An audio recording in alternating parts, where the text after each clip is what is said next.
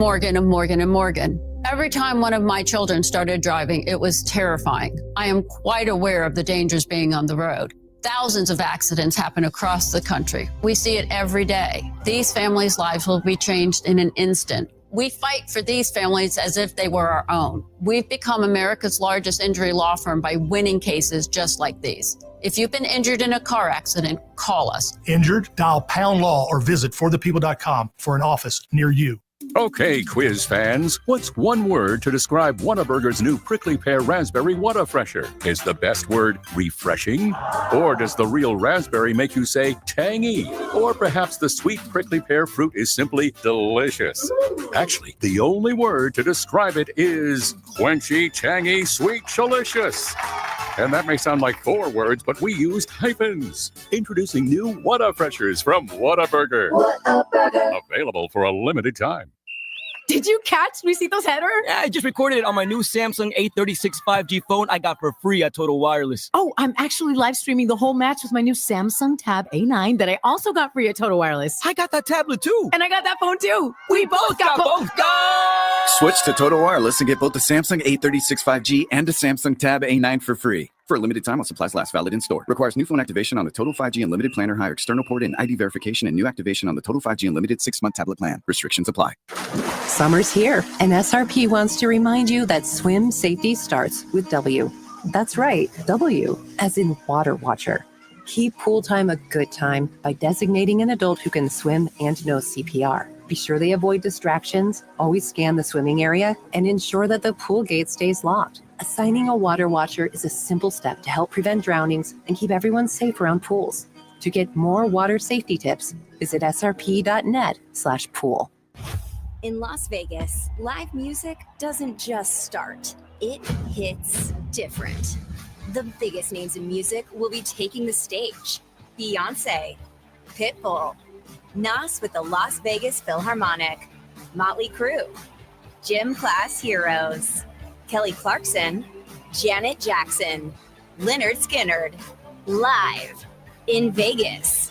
Go to visitlasvegas.com to see the full summer lineup. Fulton Homes is bringing legendary Fulton quality back to the West Valley. Explore 4 exceptional West Valley locations with more standard features and thousands of ways to personalize your home. Find out why people buy Fulton Homes over and over again. Fulton Homes, you're proud to own, we're proud to build. AM 1060 KDUS Tempe Phoenix and KSLX HD2 Scottsdale Phoenix.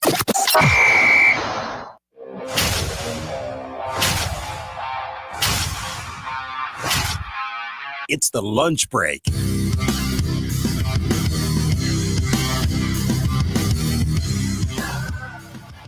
A win in extra innings for the Arizona Diamondbacks. A coaching change made after the game. And how fun are the Arizona Cardinals going to be this season? All of that, the focus of this, the Thursday edition of the lunch break right here on KDUS AM 1060. Chris Schubert with you for the next 2 hours here today on the show. Producer Evan is over there on the other side of the glass, ready to take your phone calls today. 480-864-1060 is the way for you to join us, or you can slide on over to the KDUS AM 1060 YouTube channel, watch the live stream, and chat with us over there as well. And we start with the baseball activity from yesterday, a notable thing happening on the diamond, and perhaps a much more notable thing happening off the diamond. Time for our top story of the day. It's the Daily Special. Producer Evan, they did it. The Arizona Diamondbacks won a baseball game in extra innings after holding the road team scoreless in the top part. It finally happened. They did the thing. I have complained about this ever since they put the ghost runner on second base starting in the 10th inning, that I thought it was inexcusable as a baseball team to be the home squad to keep that ghost runner stranded in the top part of the inning and then not win the baseball game in the bottom part. Because it's easy. You don't even need to get a hit in order to win. Yesterday, the Diamondbacks certainly did that in the 10th, but they also They did the thing. They bunted the runner over. Bottom of the 10th, Cleveland doesn't score. It's 2-2 thanks to a Lourdes Gurriel home run in the bottom of the 9th to force things into extras. I believe it was the first home run or run allowed by Smith to a right-handed batter this season. Gurriel homers to make it 2-2. That sends the game into extras. Curtis and Salfrank combined to have a scoreless top of the 10th, and it is set up there for the Diamondbacks in the bottom part. Alec Thomas hits the sacrifice bunt to move Pavin Smith over, and Adrian Del Castillo singles him in to win the ball game 3-2. Thank goodness. Thank goodness that they played the strategy the way that you are supposed to play that strategy. You are supposed to bunt that runner over in that spot. Set it up to where a sacrifice fly, a ball hit deep enough, is going to win you the baseball game. This is the one rare time that you're allowed to just play for one run. The analytical person in me, the data person in me, hates bunting. Hate the idea of giving away outs, because earlier on in the game, I don't know what's going to happen in the 6th, in the 7th, in the 8th. Not sure. I need to score as many runs as possible. But in that scenario yesterday, in the bottom of the 10th, I know the outcome. I know the end game scenario. I know one run guarantees me victory. I don't have to play for 2 or 3 or 4. I don't have to run up the score. I just have to get that runner from second home, and it is a guaranteed victory. Rarely in baseball, an untimed sport, do you have those moments. The ghost runner in extra innings, when you are the home team, provides that opportunity. I have said that you should have a 1,000 winning percentage when you are in the position that the Diamondbacks were in yesterday. Home team, no runs allowed in the top half of the inning. You've got to get that run in, and you've got to score the run. And we've seen it other times this year where they haven't bunted that runner over. They haven't tried to play small ball to win the game. The game's gone into the 11th, into the 12th. And you know what? The Diamondbacks have lost that game. They played it smart.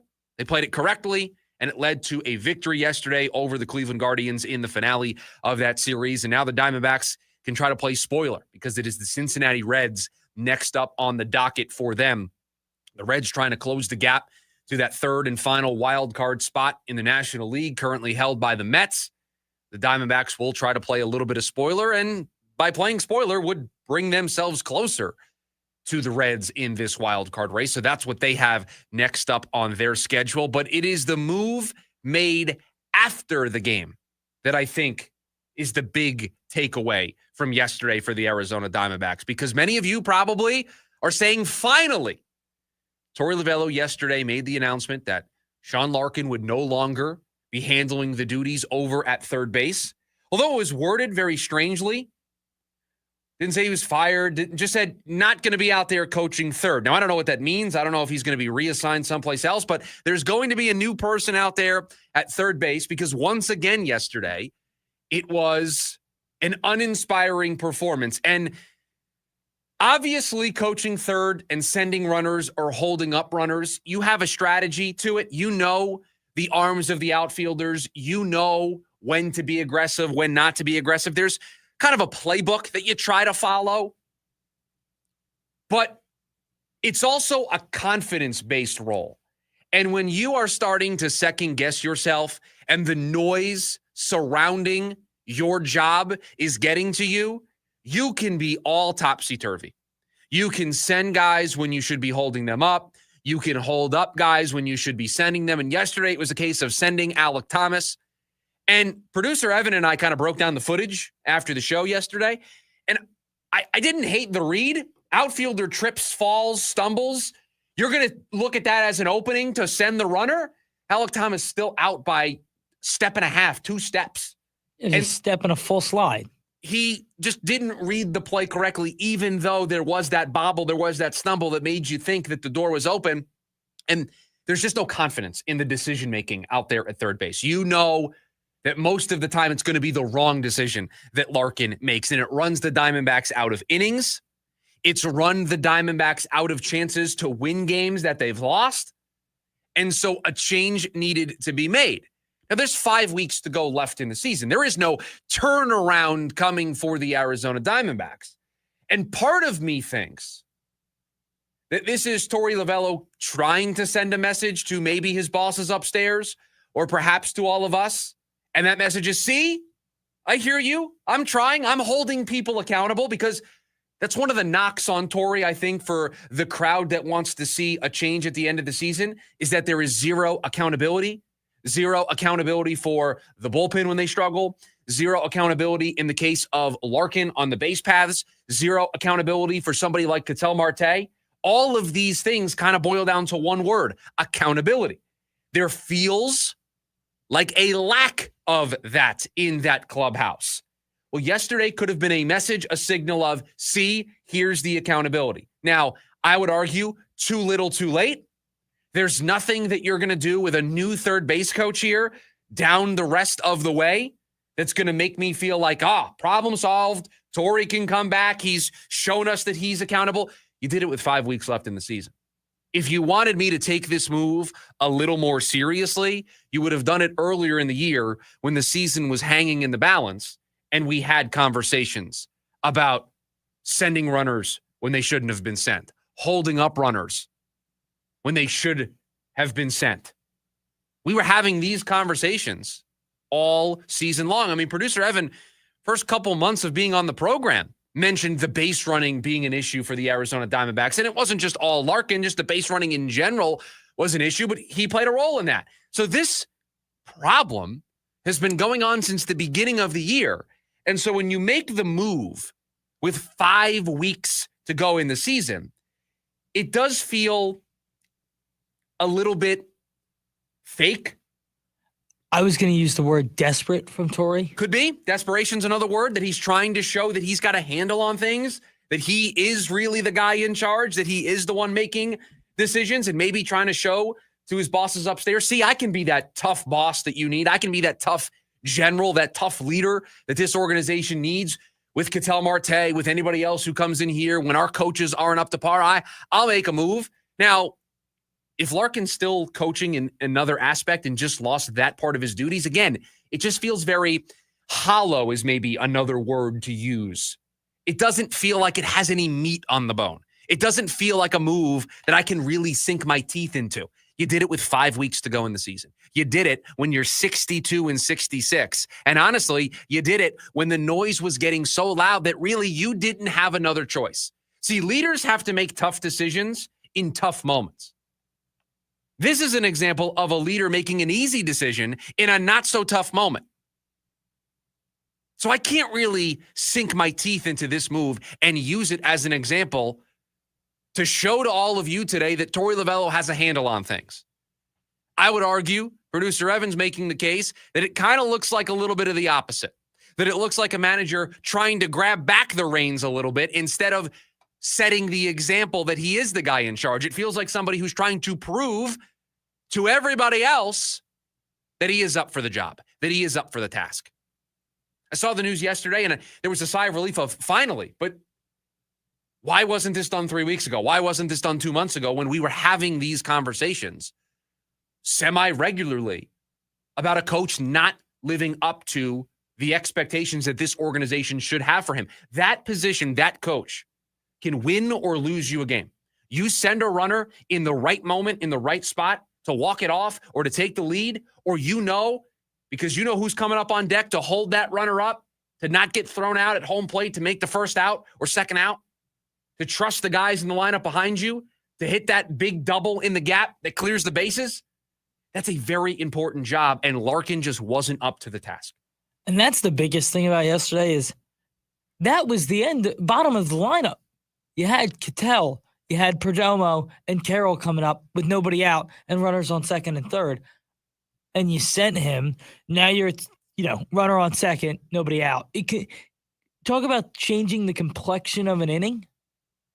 I mean, that turns into now we need a base hit to score a run from this. We could not have a hit and score two. Thomas reaches on an infield single in the bottom of the fifth. McCann hits the double. So no outs. We are putting something together. We're about to flip it over to the top part of the lineup, Ketel Marte and Perdomo. And Obviously, you don't know how they're going to pitch to Ketel Marte if he holds up Thomas at third, but Marte did single when he got up there. Again, they would pitch to him differently. The defenders would be in a different spot in a 2-1 game with a runner at third and nobody out. So it would have been played differently, both from a defensive perspective and from a pitching plan of attack perspective. But Ketel Marte hitting a single when he gets up there is exactly the reason why you don't chance it. If it's a 70-30, a 50-50, a 60-40, you err on the side of caution. And I can tell you exactly what happened. He saw the stumble and bobble in the outfield, and he took that as this is the sign to go. And Thomas isn't a slow runner per se. No. I think had it not have been Alec Thomas, I think he probably holds him. But he's out by 2 feet. And it's not like, and I said this to you when we watched it, he's out by 2 feet on a full relay, right? It's not like somebody gunned him from his knees in the outfield. No, and it's a perfect relay. That throw from short is just exceptional. On the money. It is on the money, but it is a relay. If that was the only time that's happened this season, we could say, you know what? You tip your cap to Cleveland. Great job. Great relay. I like the aggressiveness of trying to tie the game. Okay, so be it. You see the bobble, you take your chance. But this is just the latest example of a laundry list of mistakes at that spot with the aggressiveness of sending runners. We always talk about this, and I'm a big believer in, like, your circumstances define how you make decisions. Yes. You can't, this is almost double-digit times it feels like they've been thrown out at home this year. I don't have an exact number. I'm sure I could find it. But, I mean, they get gunned at home more than any baseball team I've sat down and watched in my life. And as a runner, you're picking up your third base coach and you are trusting the decision that they make. You very rarely are taking matters into your own hands. I mean, Alec Thomas, I just looked it up, 73rd percentile sprint speed. So a well above average runner, not an elite runner per se, but an above average runner. And he was still out by 2 feet. Again, you've got a coach that was feeling the noise, was feeling the heat, and he's in his own head. He was not thinking clearly, and he saw the bobble, and he sent Alec Thomas, got thrown out at the plate. Now, luckily, it didn't cost the team yesterday, but it just felt like that was the straw that broke the camel's back and a move needed to be made. So he's been removed from the duties of coaching third. I believe he's remaining on the coaching staff. And so, again, some accountability. It does feel very much like a case of too little, too late. And I know there are some people that are excited that the Diamondbacks actually did something here. I would be probably more frustrated today that they didn't make the move a couple of weeks ago. And this does feel very hollow from Torey Lovello to make this move now when it's kind of an easy decision. Anybody in his spot would have made the decision after another game with another base running blunder. And oh, by the way, look at the final score, ladies and gentlemen, a 1-run game. They wouldn't have had to go to extras. Margin for error is 0, slim. Those types of plays make a difference. The D-backs have been thrown out 18 times at the plate this season. Your instincts were right. That is third, only behind Tampa Bay at 24. That surprises me. Tampa Bay, a very forward-thinking, analytical team. You think they would have that dialed in with their runners. 24 is crazy. And the Phillies, who have 19. And if you see that on Twitter, if you're on Twitter and you ever stumble across my page, it's pretty clear that I also think that third base coach is a problem. So, yeah.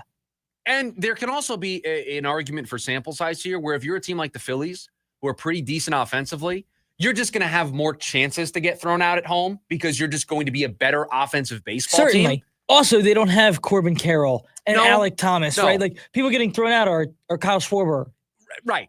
It is a personnel thing, too, that needs to play a role here in how we discuss this. So a win on the diamond for the Diamondbacks, winning the game in extras, playing it the right way in the bottom part, and then after the game, making the decision to remove Larkin from those third base duties. Again, the right decision. The timing of it just leaves me feeling a little hollow. It leaves me feeling like it was a desperate move from a manager trying to put something on his resume to convince maybe his bosses that he deserves to stay in his role going into next season. Your way to join us here today on the program, the phone number, 480-864-1060. You can also slide over to the KDUS AM 1060 YouTube channel, watch the live stream, see the video version of the show, and chat away in there. Some excitement for the bunt in the 10th inning over on the YouTube side of things. Excited that the Diamondbacks played small ball there in the 10th. You think that's coming from upstairs too? No, I think, I don't know where that came from. A change in philosophy. Because they hadn't been doing it in previous iterations. But, I also understand, like, if it's Ketel Marte in the box, I'm probably not asking him to bunt because it's Ketel Marte. It's Alek Thomas, so I feel like you're supposed to ask for the bunt in that spot. But there have been occasions where they're at in the lineup determined that a bunt would be the right course of action, and they haven't done it. I also just don't want to be like, oh my God, they bunted. What a great job by Torey Lovullo. No. Because guess what? If Alek Thomas was up there and he didn't bunt, I would be infuriated. Right. But even if he got a hit to win the game, I would have been infuriated if they sent Alek Thomas up there and he did not bunt. Right. You have to know your personnel, where you're at in the lineup, understand you're playing for one, and not trying to have a strikeout or a pop out that doesn't move the runner over. You need a productive out there, and that's what Alek Thomas gave you. But yes, to your point, we are celebrating something that should be second nature to a manager in that spot, and it feels like it hasn't been for the times they have been in this specific scenario. When we come back, it looks like they are not going to play this weekend. Is that a mistake? That's next. The lunch break. KDUS. AM 1060. James Out West, your home for sports down here in the desert. Join James and Pat the Stat Guy as they recap the weekend and dive deep into the numbers for the NFL, NBA, college sports, and more. That's 5 seasons of 1,200 yards. Player stats, team numbers, and contracts are just the start of the discussion for James and Pat. He started 815 career games. He threw 749 complete games. There's no hiding when it comes to stats. It's James Out West every Monday night from 6 to 7 p.m. right here on KTUS AM 1060 and on the KTUS 1060 app. Make memories you'll cherish for years to come. Join Miss Appleberry, JJ, Cody, Nina, and Cece for a lively Melon Patch musical adventure in this exciting interactive live show. Saturday, October 4th and Sunday, October 5th at the Arizona State Fair. Sing along. Dance along. Play together. Tickets on sale now at azstatefair.com and include Arizona State Fair admission. It's a celebration of connection and childhood wonder. Coco Melon Sing Along Live inside the Coliseum at the Arizona State Fair. Come visit the all-new Wecopa Casino Resort, formerly Fort McDowell Casino. Whether you're visiting for slots, table games, the Valley's favorite bingo hall, golf, or food, our new smoke-free casino resort is the place to be. Enjoy a fine dining experience like no other at Ember, or go for the lively crowd at WKP Sportsbook and Bar. Wecopa offers 2 top 10 golf courses in the state, and the resort with heated pools and cabanas is the perfect place to relax. Come experience Wecopa Casino Resort today. At Wecopa, we have the best of it all. I'm Wendy. I'm Cameron. And we're the Blair family. Being a realtor, I've toured many properties, many builders. I was coming with my husband to preview some homes for a client. And when we walked into Fulton Homes, we were blown away by the quality and the floor plans and the functionality. The quality of Fulton Home community is spectacular. They take such good care of the landscaping and the grounds. We love the amenities. We love the pool. The whole clubhouse pool area is just massive. We love all the green. Everything is green. It's just beautiful. You drive in and you can see that right off the bat. As far as the homes, it's just a solid build. We've built 4 houses. Fulton was by far the best experience that we've had so far in building a house. We definitely would recommend Fulton to all of our friends and family. Fulton Homes. You're proud to own, we're proud to build. Jim Rome here with your Rome Report, and this one's going to be a little inside baseball, or in this case, inside radio, if you will, because today is National Radio Day, and there's no way that I don't take a moment to acknowledge the very thing that has changed the course of my entire life. Look, we all need a purpose, a calling, a mission, something that gets us out of bed every single day. And radio has always been that for me. In roughly 40 years after I cracked open my first mic in college, it still was that thing. Yes, the world has changed. Yes, people consume their content in very different ways than they used to. But this is all I ever wanted to do from the earliest age. And 40 some odd years later, it all still feels like a dream. And the best part is, despite being a member of the Radio Hall of Fame, I still have radio dreams. So I would love to wish everybody, both on and off the air today, a very, very happy National Radio Day, y'all. I'm Jim Rome. Remember, you can follow me on Instagram at Jim Rome. You need parts? O'Reilly has parts. Get one free set of brake pads when you buy 2 brake rotors. Upgrade to Brake Best Select pads for just $10. Or upgrade to Brake Best Select Pro or Import Direct pads for just $20. Product availability. Just one part that makes O'Reilly stand apart. Restrictions apply. See store for details.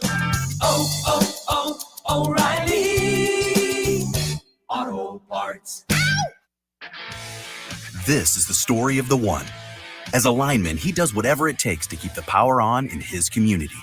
And he wants a partner like Grainger who does the same. Grainger offers the professional-grade products he needs, from voltage detectors to harnesses to hard hats, plus fast, dependable delivery, so he can rise to every challenge. Call 1-800-GRAINGER, click Grainger.com, or just stop by. Grainger, for the ones who get it done. Attention all clones. The Jim Rome Show is here for you every day here on KDUS AM 1060. Lots to get done. Welcome to the program. Listen in as Rome dives into the biggest sports headlines of the day. From final scores, player contracts and trades, team prospects, and even a spicy take or two. The Jim Rome Show, 1 to 4 p.m. every weekday here on KDUS AM 1060. That's the trick. Online at KDUS1060.com and on the KDUS 1060 app.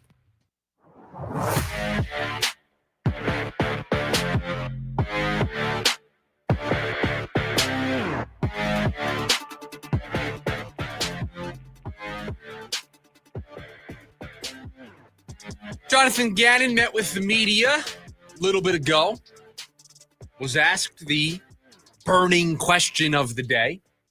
Hey, what's this going to look like over the weekend when you take on the Raiders? Those starters, they going to play? What are we doing here, JG? Am I clearing out my Saturday, my weekend? What are we doing? You are made for a press conference there. Me? Yeah. That's the perfect question. I've been in my fair share of media scrums with coaches. Got my start in being there, covering ASU hockey, their first year, playing a college schedule. And I just, the New York in me just comes out in those environments. I don't phrase things the correct way. I'm just like, listen, what are we doing here? What's going on? I'm trying to get to the bottom of this. I'm not going to try to phrase it nicely.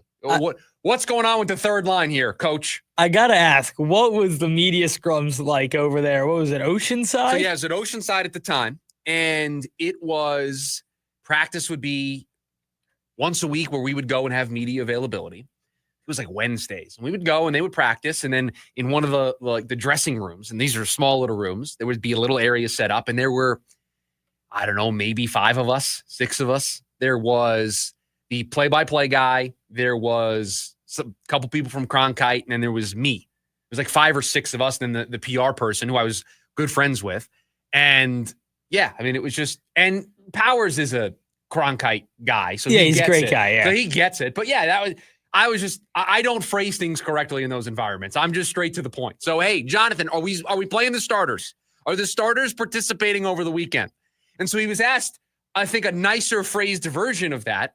And he said that, still kind of deliberating on it, but trending towards being more like what we saw last week. And if you check your DVRs or if you watch the game last week, you will know that the starters did not play last week for the Arizona Cardinals in their preseason game up in Denver against the Broncos. So it looks like that they are going to err on the ultimate side of caution and not play their starters in the third and final preseason game when they take on the Raiders here over the weekend. And so is that a mistake? Is that the right thing to do for this team ahead of week 1 in New Orleans? Or is it a missed opportunity? And I find myself leaning more towards I am not taking any extra chances that I think could set me up for failure at the beginning of the year. We did the exercise yesterday and we outlined how good of a schedule the Cardinals have through the first 6 weeks. We set the bar at 4-2 or 5-1 is what this team should be able to accomplish over the first 6 weeks. And if playing my starters in the third and final preseason game even remotely increases the chances of me not going 4-2 or 5-1 in that first 6-game stretch because I'm now increasing the injury risk for my team, I'm not doing it. I'm not taking any chances. Even if I'm rusty week 1, I should be able to beat the New Orleans Saints. Even if I'm rusty week 2, I should be able to beat the Carolina Panthers. This is not facing the Chiefs and Ravens back-to-back weeks. This isn't facing Eagles, Chiefs, the two teams that participated in the Super Bowl right away, right out of the gate. You would feel like you don't want to walk into those games rusty because those teams on paper should beat you. Saints, Panthers is a easy, slow walk into the start of this season to where even if I'm shaking off some rust, even if I'm not playing at 100% of my true talent and my true ability on paper, I should still win those football games. And so if I play my starters over the weekend and now I've got an injury risk, Kyler Murray's injury risk goes up.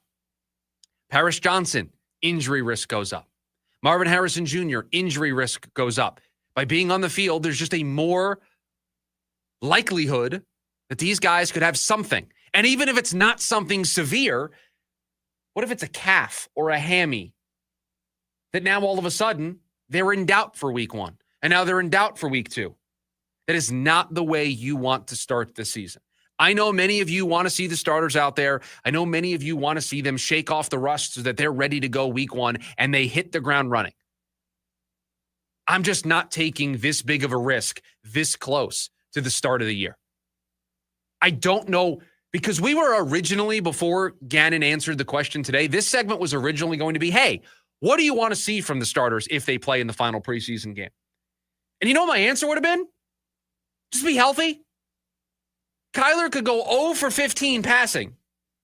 All I care about, does he walk off the field healthy, and is he going to be able to start week 1 against the Saints? That's all that matters. There's nothing that could happen if the starters suit up and play in this game that's going to change the way you feel about week 1, or it's going to change the way you feel big picture about this season. Jonathan Gannon did not like when a reporter used this phrase and brought this up, but the hay is kind of already in the barn. We kind of know what this team is on paper. We know what the expectations should be. You're not going to see Kyler Murray and the ones play over the weekend and all of a sudden say, oh, you know what? This is now a 12-win football team. You're not going to say that. Nor should you say the reverse if they struggle. You shouldn't say, oh, I had them pegged for 9 or 10 wins. Now this is a 6 or a 7-win football team. Your decision, your opinion, your thoughts on this football team already baked in at this point. So health is what you want to see if the starters play. You want to see a team that doesn't suffer any major injuries. Well, you know how you can guarantee that doesn't happen? You don't play your starters in the final game before the season. And that appears to be where the Cardinals are leaning. They got their starters in week 1. They had some really nice joint practices with the Broncos that they felt very good about. And so now they took their foot off the gas in that second preseason game, and it looks like they're doing the same here in the final one before the start of the season. And you know what? I'm all for it. There's just more risk than there is reward. First game of the preseason, I do think there is some reward of getting the rust knocked off a little bit. Right now, on the doorstep of the season, I think there's more harm that comes out of this than good. 480-864-1060 is the phone number for you to join us here today on the program.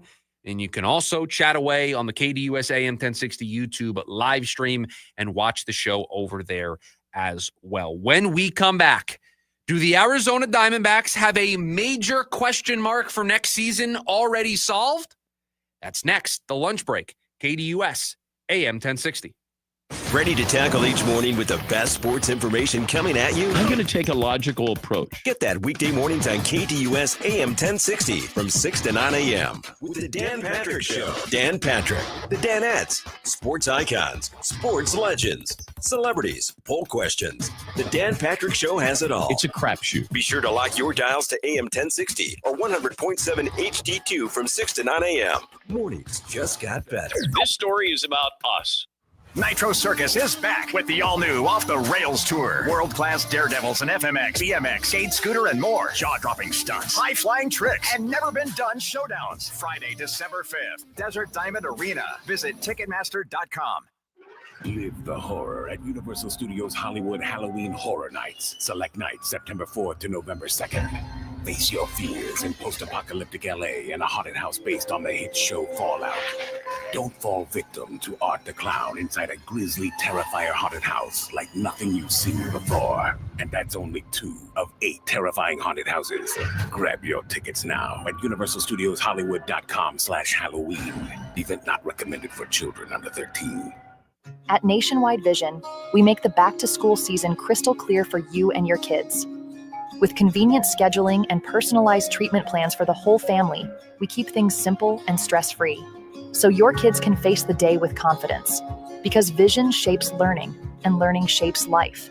Get 50% off a complete pair, and give your family the clarity to thrive in every part of their journey. Schedule an appointment today to find your focus at Nationwide Vision.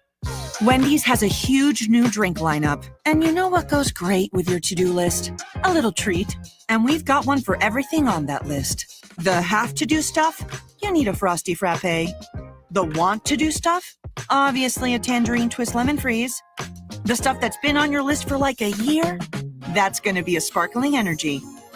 And maybe a reality check? Giving your to-do list a to-drink list? Gotta be Wendy's. At participating U.S. Wendy's, Sparkling Energy with caffeine. Jan from Toyota here with live coverage of end of summer fun at Toyota's national sales event with my special guest, Eli Manning. Thanks, Jan. Let's get into it. Down by the lake for some fishing, we've got Eric in his Tundra. He throws his line and he's going long. Heck of a team effort there. That Tundra got him exactly where he needed to be. Next up, here's Kyle, off-roading behind the wheel of a 4Runner. Whoa, that 4Runner's got some serious moves on the field. There's excitement in the stadium parking lot with the Davis family tailgating in their new Sequoia. All eyes are on Dad manning the grill. He grabs some buns from the cargo area of the Sequoia and flips. And look at that. What a way to close this one out. Sure was, Eli. Until next time, go Toyota! See your participating Toyota dealer for details. Dealer inventory may vary. Event ends September 2nd. Toyota, let's go places. At Sprouts, you'll find healthy around every corner and tasty on every shelf. And you know what's even more delicious? With our new Sprouts Rewards, you can earn points, explore member-only perks and personalized offers, and enjoy savings. Download the Sprouts app to join today. Join in on the Sports Zoo on your ride home from work with Dave Rooster Bierstein. Join Rooster as he lays down what's happening around sports and makes it clear what's on his mind. Oh, my. Catch the day's craziest stories and some of the latest numbers from the sports books across the valley. The Sports Zoo with Dave Rooster Bierstein. Yeah, I think that's kind of a wild option. Weekdays 5 to 6 p.m. on KDUS AM 1060 and on the KDUS 1060 app.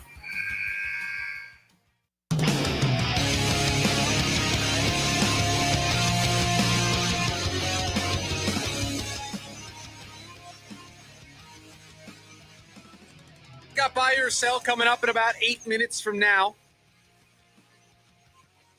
Andrew Saalfrank, the day after picking up his second save of the season for the Diamondbacks, picked up the win in the game yesterday, getting 2 outs there in the top of the 10th, paving the way for the Diamondbacks to walk things off in the bottom part of the inning. And he has been excellent since returning to this team, was suspended for the rest of 2024 and the beginning of 2025 for some sports gambling related issues. Believe he was one of the players caught up in a list of players that had gambled on other sports when they were at a team facility, which is a no-no. He didn't bet on baseball. I was going to say, it wasn't betting on baseball. No, but I think because the NFL has this rule too, where when you're at an official team facility, you just can't place any bets at all. And I think it was one of those scenarios for Saalfrank. So he was suspended, missed some time. And since coming back to this team, he's pitched in 16 games, 16 and a third innings, and he has a 1.65 ERA. He's already picked up 2 saves, has been somebody that Torey Lovello has trusted here as of late to slam the door shut in terms of being a closer. But even in yesterday's game, getting 2 very big outs there in the 10th. And when going into next year, knowing that you're not going to have Justin Martinez for a large chunk of the year, you're not going to have A.J. Puck for a large chunk of the season. We saw firsthand We had a front row seat this year to how it looks when you don't have an established closer, somebody that you can rely on, that you can trust, that the manager can always turn to with a lead in the ninth inning. So they're going to need to put somebody in that role to start the year. They cannot do the closer by committee approach that they did at times during this season when Puck and Martinez were struggling and then in and out of the bullpen with injuries. They never really settled on a guy. Now, nobody grabbed the position, but they didn't have somebody in that spot. They're going to need that in 2026. Could that person be Andrew Saalfrank? He's certainly getting some save opportunities so far this year. He has looked good in his 16 outings, but there's just something about the makeup of Andrew Saalfrank that makes me wonder if he's better suited to be a setup guy or a sixth or seventh inning guy to bridge it to those high leverage relievers, because maybe I'm too old school, but I need a closer that's got the heat, that's got the gas, that's got that swing and miss stuff. Somebody that's going to bring the heat, that's going to get those whiffs, that isn't going to have to rely on putting the ball in play, that's going to be able to walk the tightrope, is going to not walk a lot of guys. I need good stuff. I need good command. I need you to get that swing and miss. Unfortunately, if you look under the hood, if you look at the numbers for Andrew Saalfrank, he does none of those things. He doesn't strike out guys at an elite rate. He walks guys nearly 8% of the time. And if you looked at his fastball velocity, he throws a sinker and a four-seamer. They both average around 88 miles an hour. That is second percentile in all of baseball. I'm a huge nerd. That is not what you want from a potential closer. I need somebody that's throwing 95 plus. I just worry it's going to be too flat. I worry that it's going to be too hittable. And I worry that somebody who relies on ground balls, he's really good at it. 51% ground ball rate. That's good. Really good. Weak contact on the ground, going to be able to turn double plays, but you need that swing and miss, because there are going to be times where as the closer, you're asked to come in the eighth inning because the setup man screwed it up. The setup man walked in a run, and now there's base traffic, and you're going to be asked for a 4-out save. You're going to be asked to get a 5-out save. And you know what?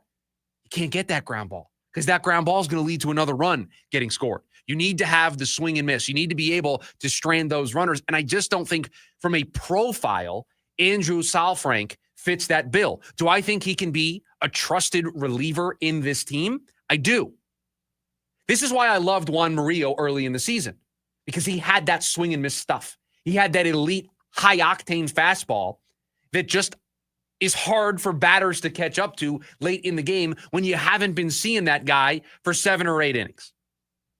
So it's just profiles. Saalfrank, I think, is a great setup guy. I don't think he has the stuff profile, the strikeout ability, the limiting walks to be somebody that you can trust in the ninth inning. Juan Burgos, one of the relievers they picked up in their dealings with Seattle. What did I say his claim to fame was? Really good strikeout pitcher, doesn't walk a lot of guys. That's the type of player you're looking for in this role. And while Saalfrank has been great since coming back to this team, and he's been a guy who's gotten some save opportunities, I don't know if he's the long-term answer for this team, or I guess medium-term answer until Justin Martinez comes back. Because we all know that's the answer here. We all know that Justin Martinez and that stuff profile is who should be the closer of this ball club long-term. He certainly has his command issues that he needs to work out. But from pure stuff, that sinker 100 plus with movement, a splitter that's just deadly, that's what you want in the ninth inning. But you got to get to him coming back. And let's face it, coming off of Tommy John surgery, you're never the same that first season back. It takes another year. So I don't think we'll see the best version of Justin Martinez until 2027. So you're going to need somebody for all of 2026 to be your closer. Who's that going to be? It does feel like when we get to camp next year, it's going to be an open competition between a handful of guys. I expected it to be an open competition, but you're right. The best closers in baseball are good when they inherit runners. And it's staying ahead in the game, ahead in the count, when you have runners on second and you've been put into a jam, because that's what the best do. And do you know how to get out of jams the easiest way? Strike a guy out. Strike a guy out. And so when you struggle to do that, it becomes tough to work out of those jams without inherited runner scoring. Do I think Andrew Solfink is great? Yes, I do. Do I think he's probably the closer answer next year? I don't. But I'd be willing to have him battle for the competition because guess what? If he's the reliever I trust the most, I don't care about his stuff profile anymore. He's the one that I really trust the most to get 3 outs. Then I don't mind them throwing at him in the 9th. Then I get maybe he's not your typical closer, but if he's the guy who's shutting the door, you just got to keep going to him. Shout out to our favorite Twitter account, D-Back Stats and Info, talking about the guys out in the bullpen. Since returning from Reno, Juan Murillo, 4 games, 3 1/3, 3 hits, no earned runs, no walks, 4 strikeouts. John Curtis has been excellent. Was good again yesterday. 8 games, a 1.50 ERA, 12 innings pitched, has only allowed 2 earned runs. Teams are hitting 105 against him. And we gave you the numbers on Sal Frank, his ERA for the year down to 1.65 over his 16 innings. Listen, you need guys. You need somebody that's going to pitch the 6th, the 7th, the 8th, and the 9th. And everybody's going to have a different lane that they're going to slot into and a different profile that they're going to provide. And the Diamondbacks, I think, have done a great job with some of the relievers that they have in-house, that they acquired at the deadline.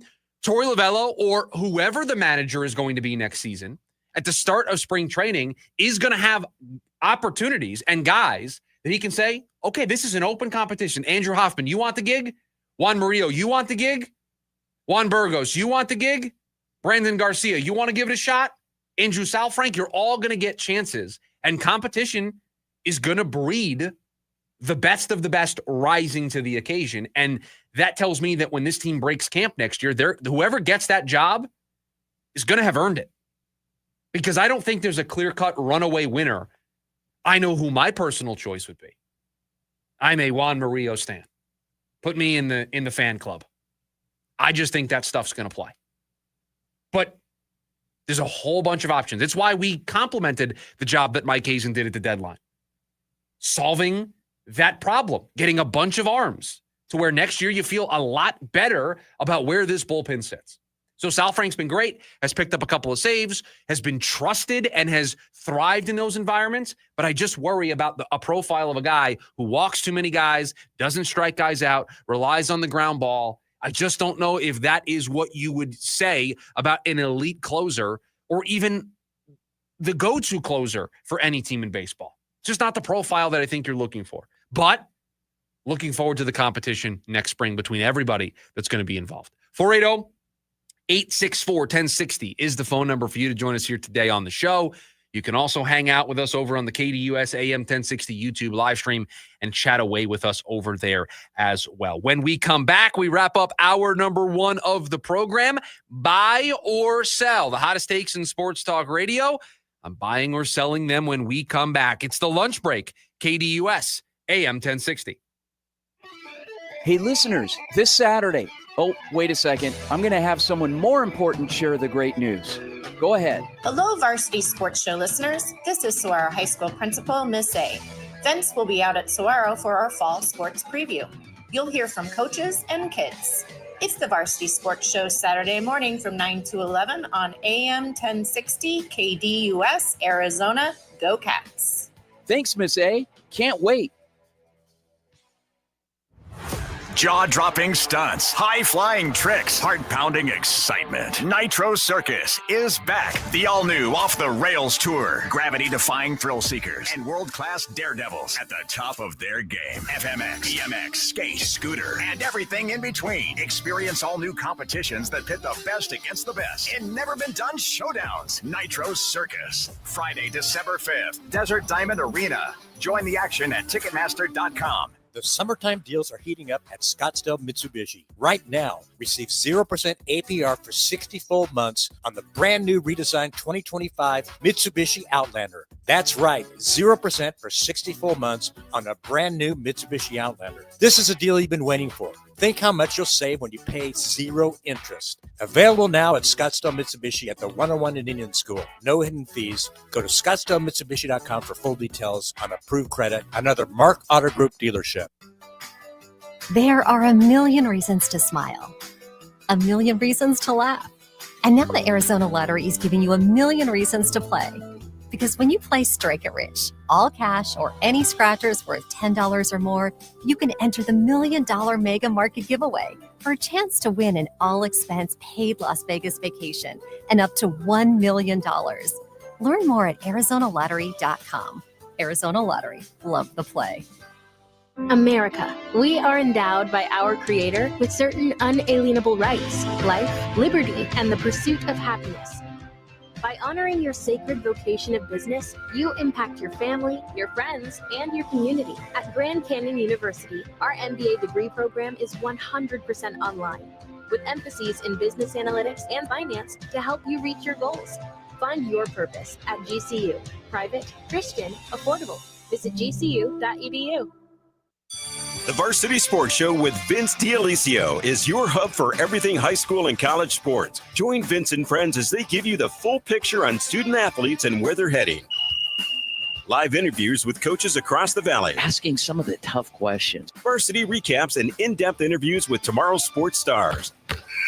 The Varsity Sports Show with Vince D'Alessio. Live every Saturday morning from 9 to 11 a.m. Here on KDUS AM 1060 and on the KDUS 1060 app.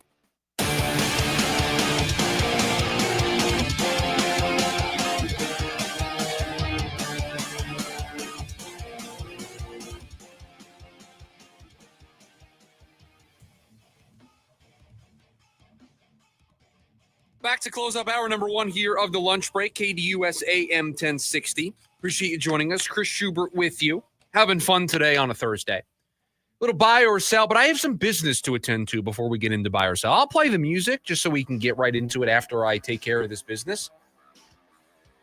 The Tour Championship is underway in golf, and I didn't get picks yesterday on the program. I told you I only do majors. So we're not counting the PGA Tour Championship as a major. No, it's not. So U.S. Open, British Open, the Masters. And the last one would be the Tour Championship. Now, you're going to tell me it's the Players. No, it's no. It's the British Open. British Open. The U.S. Open. U.S. Open. It's the Masters. It's the Masters. It's the PGA Championship. This is what isn't this what this is? No, that's the Tour Championship. That's like the FedEx Cup. It's like the playoffs. What's the difference between? That's for the full season. I'm going to read you the top sentence on this golf story.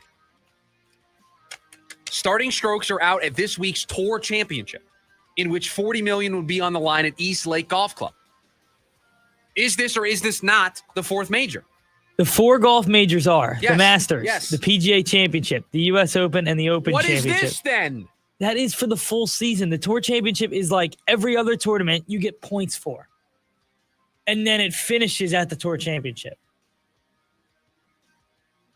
So I'm looking at the schedule right now. We don't have anything else the rest of the year that would classify. We already did this? The PGA there it Championship is. is... Scotty Scheffler won this back in May. Look at that. Look at that. Yeah. You know what? I'll stand down. I apologize. With that being said, Tommy Fleetwood, I don't know how he has played today. Okay. But that was a rumor I heard early. That's not my pick. That was just something I'm regurgitating from you. It's 3 under through 5, 2 off the lead, so he's doing well. Yeah, sweet. I took Tommy Fleetwood. I heard from a friend that you should be all over Your Tommy leaders right now, Colin Morikawa. Nice, that's my guy. 5 under through 13. Justin Thomas, Ugh, 5 under through not 8. a JT guy. Oh, that's a bad take by you. And that's really the notables at the Tour Championship. 30 players participating. The Tour Championship. Good luck to everybody. Yeah, good participating. luck. Everybody participating in the Tour Championship. Not the fourth major. You would think we could get some better naming so that this confusion doesn't happen for a guy like me, but No, you think that's even worse? You know what I can't get over is when you talk about European soccer. The Champions League. Yeah. I always get that confused with the Championship League, which is the one below the Premier League. So there's the Premier League and then there's the English Championship. That's tier 2. Yeah. And then the Champions League is a European league. Is a European And league where there's- they invite the best teams, Yes, correct? but there's 3 different European leagues. There is the Champions League. There's the La Liga. No, La Liga is the Spanish version of the Premier League. You have Champions League, Europa League, and then Europa Conference League, which are the 3 tiers of European football. Interesting. I'm a soccer guy, so I know these things. So is the Euro League and the Premier League, like are they on the same level of professional soccer? Sorry, ask your question again. This is kind of a leftovers thing, but all right, we're not going to get to a single buy or sell, but that's all right. Is the Euro League better than like the Premier League? So you're asking me, you want to talk about Champions League? Yeah. Is Champions League better than the Premier League? Yeah. While teams in the Premier League would love to win the Premier League, to win the trophy, there is a different feel to if your team is participating in Champions League. Okay. Because you're now facing the best of Spanish La Liga. You're facing the best of the Italian League, League One in France. You're facing the best of the best in the German League, the Bundesliga. You are facing the best of the best in all of these leagues on a European scale. So it feels like if you win that, you've gone through a gauntlet of the best soccer teams in the world. Okay, got it. Into buy or sell. Yes. If you had to choose one position group that will make or break the Cardinals season, it would be the defensive line. Take out Kyler Murray because that's not fair. Need a full group. Quarterback out of the conversation. The group that I think is most make or break for the Cardinals this season is the defensive line. I will buy this take. Yes. I think it's just because it's the identity of the way Jonathan Gannon wants to play. He wants to run the football. He wants to slow the game down. And you can do that with a good offense. You can do that with a good running game. You can't do any of that if you have a defensive line that can't be physical and get off the field. So, yeah, the defensive line, the guys up front getting that pressure are going to be important for the entire – we saw it last year. Why couldn't they be successful as a team? Because the way they wanted to play, they didn't have the guys to do it. I think they do this year, and so I think we're going to get to see them. And we'll touch on this in hour number 2. I don't know how fun it's going to be to watch, but they certainly have a style that they want to play, and I think they're better equipped to play it this year than they were last year. We may see one or a few starters get some action on Saturday still. I listened to Jonathan Gannon's press conference availability today, and it did not feel like that was the case. So I will sell this take. And I'm assuming you mean the bigger names that they have as a group. Yeah. And I don't think we're going to see those guys now. Adrian Del Castillo, after last night's walk-off, thought about this. ADC will be a part of the D-backs' future. Just a question of where he's going to play. I think coming off of the injury, they haven't put him behind the plate. Although when he came up last year, they didn't put him behind the plate a ton. I think there is some worry about the value that he could provide defensively, or I guess the lack of value that he could provide there defensively. And I think you have a major piece back there anyway. Of course, Gabby Moreno is going to be the everyday catcher, rightly so. So now you're talking DH and maybe having ADC learn first base for next season. And so now you're talking Tyler Locklear, Pavin Smith, Adrian Del Castillo for 2 starting spots between first base and DH. Do I think he'll be in the mix there? Yeah.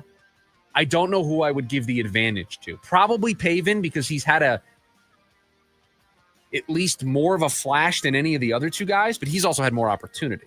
I was going to say, I do think, I think I would give it to Adrian Del Castillo. One, he's younger. Pavin really isn't that young. No, and Pavin really tailed off here after a hot start. At what point is that the outlier?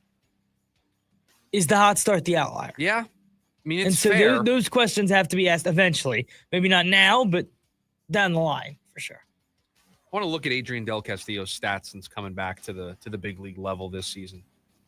He's hitting 243. He's hit 2 home runs, 680 OPS. I mean, it's not great either. He's going to need to be better than that. In August, he's got a 786 OPS. That's better. Both of his home runs have come in August. 9 RBIs. He's hitting for a lower average, but getting on base more. He's drawn more walks. He's going to need to be better than what he's been so far, but I'll give him maybe the leg up in that battle. But Pavin Smith, I think, is right there. I think it's both of them. I think you could make a case for both of those guys. Sam Levitt is a top 6 quarterback in college football. Wow, I've got like 20 seconds to make this decision. I will take the field. I don't know if I could do it in 10 seconds, but I believe that there are 6 quarterbacks that I would take over Sam Levitt. I apologize for doing so. Hour number 1 of the program in the books. Hour number 2, we're right around the corner. It's the lunch break. KDUS, AM 1060.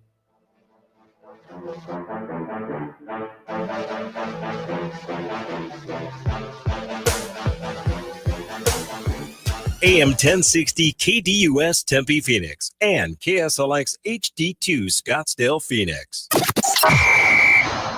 One study found that half of all clients are unhappy with their lawyer. The number one complaint, a total lack of communication. That's why we survey our clients and know over 97% are happy. Do your research. Call the husband and wife law team first. Judas Priest and Alice Cooper. The Metal Gods, Judas Priest. The Godfather of shock rock, Alice Cooper. October 22nd, Talking Stick Resort Amphitheater with special guest, Corrosion of Conformity. Get tickets now at livenation.com. Presented by 100.7 KSLX, part of the America First Credit Union Concert Series. Twin Arrows. Navajo Casino. Need a sign to have too much fun? Voila! Twin Arrows Navajo Casino Resort is right up the road. The best steakhouse with the best wine list anywhere near Flagstaff is the award-winning Zenith Steakhouse. Try the Juicy T-Bone Special Thursdays. Twin Arrows. Make your getaway count. Play the $60,000 Drop It Like It's Hot Plinko. You could rack up to $1,300 cash. Saturdays, 2 to 5 p.m. Get your tickets now for psychic medium Matt Frazier at twinarrows.com. Live November 23rd. He already knows you're coming. The place to come when you want to have too much fun. Gambling problem? Call 1-800-NEXT-STEP. Twin Arrows. The garage door springs that come standard with most homes don't last. And when they fail, it's not just inconvenient, it's dangerous. Hi, I'm Tommy Mello at A1 Garage Door Service. Our springs are the toughest in the industry, backed by our lifetime warranty. That's right. Fix them once and you're covered for life. Don't risk your family's safety or your peace of mind. Let A1 replace your springs before they become a problem. From repairs to upgrades, it's A1 from day one. A1 from day one. Hello, everybody. Eric Bryan, owner of Precision Air and Plumbing. If you haven't noticed, the summer's here. The triple digits are settling in, and we know the heat isn't the only thing feeling heavy. Got a tight budget? That's why we're offering new AC units starting at just $99 a month. But that's not it. You could also get up to $3,000 in federal tax credits and rebates. It's never been a better time to upgrade. Beat the heat and budget the stress. Make the precision decision today. Call us at 602-FIX-MY-AC. Precision decision with Precision Air. AM 1060 KDUS Tempe Phoenix and KSLX HD2 Scottsdale Phoenix.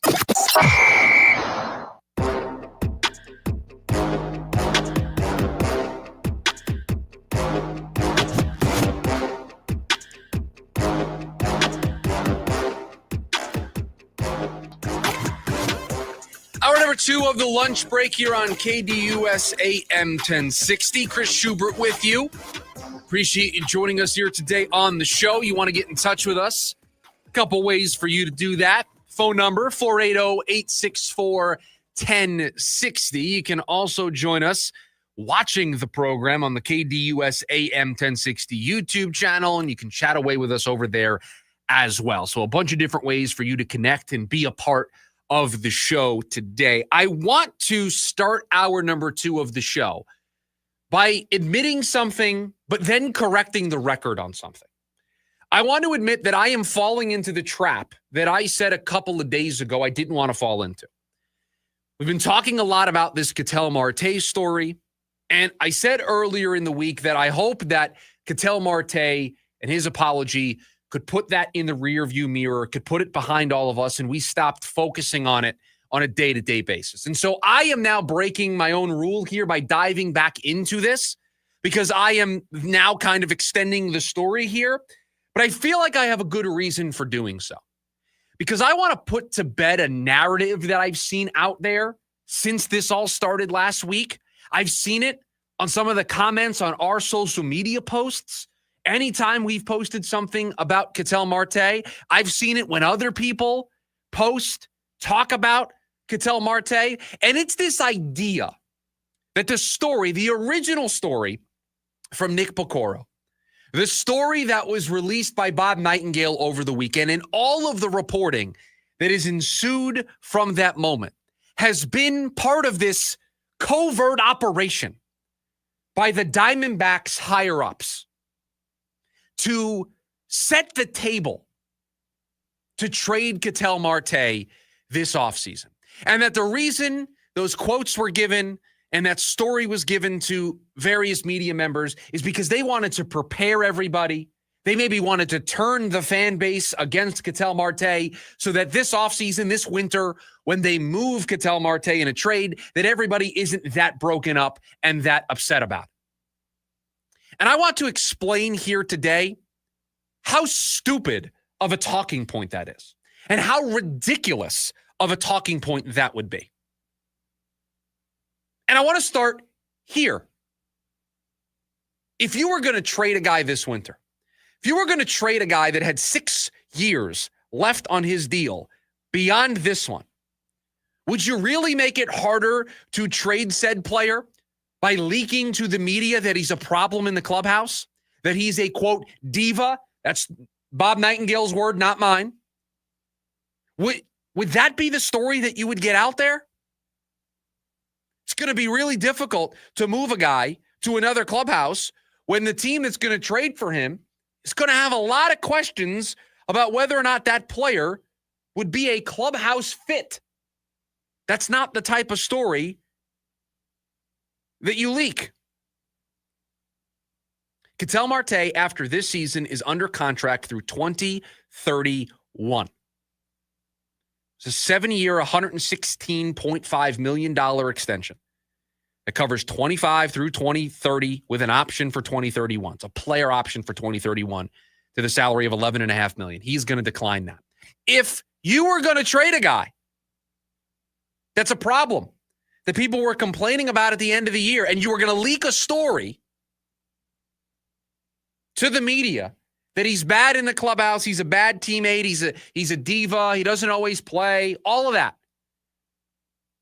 Would you sign that guy to a contract extension in April, making it harder to trade him? Because let me do some quick math. Producer Evan, help me out here. There's 2026, there's 2027, there's 2028, there's 2029, there's 2030. 5 more guaranteed years after this one on a Ketel Marte deal. Do you know how impossible it would be to trade 5 years of Ketel Marte and get even close to what the value should be for that type of player? A top 20 player in the sport with 5 years of team control under contract at a very nice rate. Do you know what you would have to ask for to get back fair value? And do you know how many teams are going to hang up on you if that's what you ask for? So if you were going to grease the skids, if you were going to lay the foundation, lay the groundwork with this story because you leaked it to the media to trade Ketel Marte, why would you extend him in April? Why would you give him a contract extension that makes it harder to trade him? Now, many of you may say, well, Chris, he wasn't that big of a problem, in air quotes. His teammates weren't that frustrated with him when they gave the contract in April. Really? He missed a game at the end of the season when they were trying to get into the playoffs that they missed on a tiebreaker. You don't think people were stewing about that at the end of the year? In the moment? Of course they were. Of course that frustration existed. And we laid out that frustration kind of went away. Distance makes the heart grow fonder, right? The offseason kind of let that frustration dissipate. And in the beginning of the year started, the focus was on baseball. Focus was on trying to win. And so it wasn't front of mind. And then as these things started to pile up, it got brought back to the foreground. It got brought back to the center of the conversation. So why would you leak a story to the media? Because you think that the front office, that the ownership wants to trade Ketel Marte. If that's the case, they wouldn't have given him a contract extension. The owner wouldn't have signed off on the contract extension. The front office wouldn't have signed off on the contract extension. And do yourself a favor, go listen or go read the quotes from Mike Hazen yesterday on local radio talking about Ketel Marte and saying that Ketel is not the reason why we're in this mess. We couldn't pitch. We couldn't play defense. He basically told you why this team lost this season and made sure to not even leave any room for interpretation about Ketel Marte not being one of the reasons why this team struggled this year. Did that sound like a guy who's interested in trading Ketel Marte at the end of the season? Did that sound like a guy who has buyer's remorse over the contract extension that he gave out in April? You've got to use logic here, folks. You have to connect the dots. Why would an organization, a front office, an owner leak a story to the media to set up to trade the player and badmouth the player to the point where it would be hard to trade them? And oh, by the way, you gave them a contract that also makes it impossible to trade them. The math ain't mathin'. It doesn't add up. The story is what the story was. Some players, some coaches, maybe some front office people that were frustrated with Ketel Marte maybe not playing when he should be. That's all it was. It wasn't some covert operation by Mike Hazen and Ken Kendrick. Oh, you know what we're going to do? We're going to trade Ketel Marte this offseason. But we've got to make sure we get the fans on board. So we're going to leak a story and say how bad of a teammate Ketel Marte is. That's not what you would do. That's not how you would go about this. Because you would now actively be hurting yourself just to trade Ketel Marte. You only do two things. One, you make your return worse. Two, you make it harder to trade him to any team that is looking to win. And three, you only make your entire organization look bad by doing that. It is not just Ketel Marte who looks bad. Guess who else looks bad? Torey Lovullo looks bad. Torey Lovullo looks bad. It goes all the way up the chain. The front office looks bad. Everybody in this has had a bad optic. You do not release this story just to trade Ketel Marte, because guess who that looks worse on? Mike Hazen, who gave him a 6-year contract extension in the offseason. Well, you've seen it, right? You've seen the people on social media that are saying that this was all just leaked to the media because they want to trade Ketel Marte. I've seen it. It's 100%. It's in our comments. It's in our comments on stuff we've posted about this. And it just doesn't make sense. Take a step back. I know you're frustrated at the whole story in general, but if you just take a step back and you think about it logically, because by the way, the other way you could look at this is that they leak the story and they have buyer's remorse about the contract extension. That also makes them look bad. There is no way that leaking the story, if you're the front office or the owner, there's no way to do that and not have your entire organization look like they have no clue what they're doing. And let me let you in on a little secret, everybody. This organization, this front office, they're pretty good at what they do. They're one of the best front offices in baseball. They're one of the best front offices in all of sports. I've told you how I feel about Mike Hazen as a general manager, that I think he is the right leader to put together the next version of the Arizona Diamondbacks.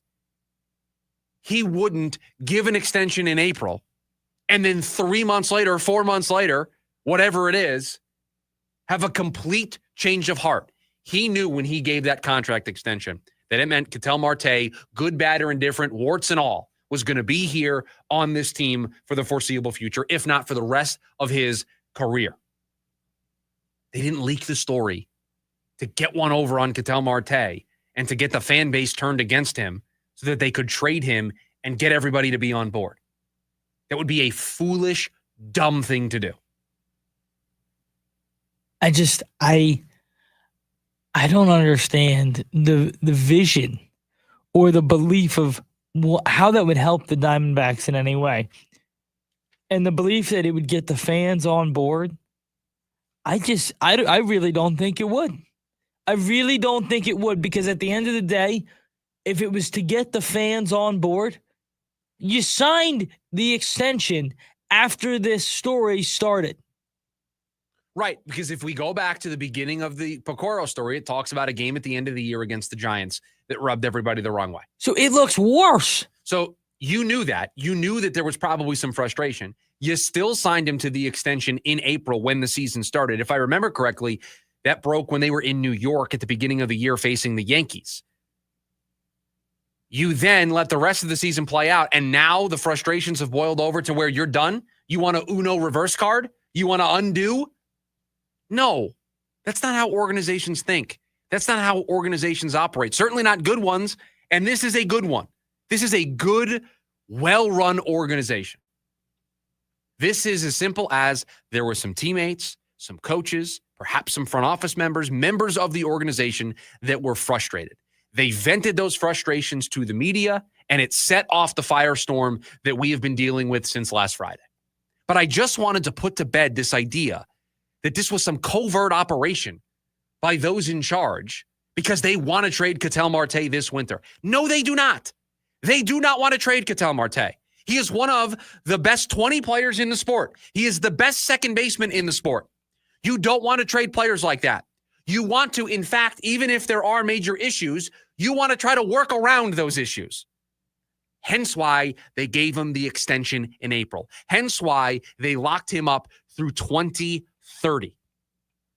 They know the player that Ketel Marte is. They know the person that Ketel Marte is, and they wanted that player, that person in their clubhouse, in this organization, representing this organization. They did not change their opinion in 4 months, and they did not try to tank their own return, try to tank their ability to trade the player by leaking this story to the media. Absolutely not. So I just wanted to put that to bed here today because I've been seeing a lot of it lately. That is not what happened here. 480-864-1060 is the phone number for you to join us here today on the program. You can also hang out with us over on the KDUS AM 1060 YouTube live stream and chat away with us over there as well. When we come back, how fun are the Cardinals going to be this season? And does it matter? That's next. The lunch break, KDUS AM 1060. James Out West, your home for sports down here in the desert. Join James and Pat the Stat Guy as they recap the weekend and dive deep into the numbers for the NFL, NBA, college sports, and more. That's 5 seasons of 1,200 yards. Player stats, team numbers, and contracts are just the start of the discussion for James and Pat. He started 815 career games. He threw 749 complete games. There's no hiding when it comes to stats. It's James Out West every Monday night from 6 to 7 p.m. right here on KDUS AM 1060 and on the KDUS 1060 app. Head coach Brian Wright and the Lumberjacks are setting a new standard in Flagstaff. Happy with our attitude, our effort, how we've come together as a football team. Join us Saturday, August 30th. The Lumberjacks invade Arizona State to battle the Sun Devils. Our coverage begins at 6 on your home for Lumberjack football. Skips his way into the end zone. Touchdown, Lumberjacks. The NAU Lumberjack Sports Network from Learfield. Prepare for the Maximum Fun Tour. A day to remember. Yellow Card. Talking Stick Resort Amphitheater, Saturday, October 25th. Special guests, The Wonder Years and Dinosaur Pile-Up. Tickets from $30. On sale now at livenation.com.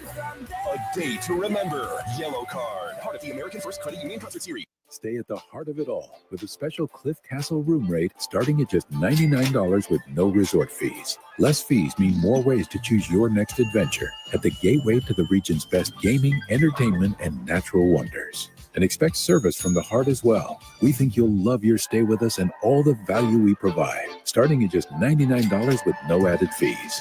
Cliff Castle Casino Hotel, at the heart of it all. Valid Sunday through Thursday. Some restrictions apply. An enterprise of the Yavapai Apache Nation. Jack here. My bonus Jack combo starting at $3.99 comes with fries, a drink, and a burger with 1, 2, or 3 patties. It's a meal that'll actually make you happy. Starting at $3.99. Get so much more. Welcome to Jack in the Box. Plus tax. Limited time only. Price and participation may vary. The summertime deals are still heating up at Mark Kia. Right now, receive 0% APR for up to 60 months on a brand new 2025 Kia EV6. That's right, 0%. The name to remember, Markia. Markia. This is a deal you've been waiting for. Offer expires September 2nd, 2025. I'm Dan Patrick, and this is Above the Noise. The Yankees are starting to look like the Bronx Bombers again. Over the last 2 games, they've gone deep 14 times. A staggering reminder of just how dangerous the lineup can be. Truth is, the bats have been on fire all year long, leading baseball in scoring at over 5 runs per game. This is an offense that doesn't just score, it overwhelms. But as the calendar creeps towards September and October, one glaring issue remains, and that's pitching. The Yankees were dealt a major blow before the season started when ace Garrett Cole went down. The rotation has struggled, ranked 16th in team ERA. The pitching staff has been good enough to survive, but not dominant enough to instill playoff confidence. That is the dilemma. For 6 months, an elite lineup can bludgeon its way to wins, but in October, the game changes. Arms matter. And unless the Yankees find more consistency on the mound, all the home runs in the world won't be enough to carry them into October. I'm Dan Patrick, and this is Above the Noise. If you played pickleball in regular sneakers, you know you can pay the price. They don't cut it. And Todd found this out the hard way. We have this great sponsor, Tyrell. They make the best pickleball shoes. So one day Todd is playing pickleball and he forgot his Tyrell pickleball shoes. Well, you know what happened? He got hurt. He was playing in some fancy different shoes that aren't meant for pickleball, and he learned a lesson. Tyrell has everything you need to keep your feet cool. They're tough. They're lightweight. They're so solid on your feet, and you're going to wear and tear on the court, and they're ready to go. Every detail is built to help you play better. Tyrell pickleball shoes. If you want to play longer, feel better, and stop sliding around in those old sneakers, go to TyrellPickleball.com. You can look like a pro. You can play like a pro. It's Tyrell pickleball shoes. You spell it Tyrol. Tyrell pickleball shoes, the best pickleball shoes, purpose-built for pickleball. Attention all clones. The Jim Rome Show is here for you every day here on KDUS AM 1060. Lots to get done. Welcome to the program. Listen in as Rome dives into the biggest sports headlines of the day. From final scores, player contracts and trades, team prospects, and even a spicy take or two. The Jim Rome Show, 1 to 4 p.m. every weekday here on KDUS AM 1060. That's the trick. Online at KDUS1060.com and on the KDUS 1060 app.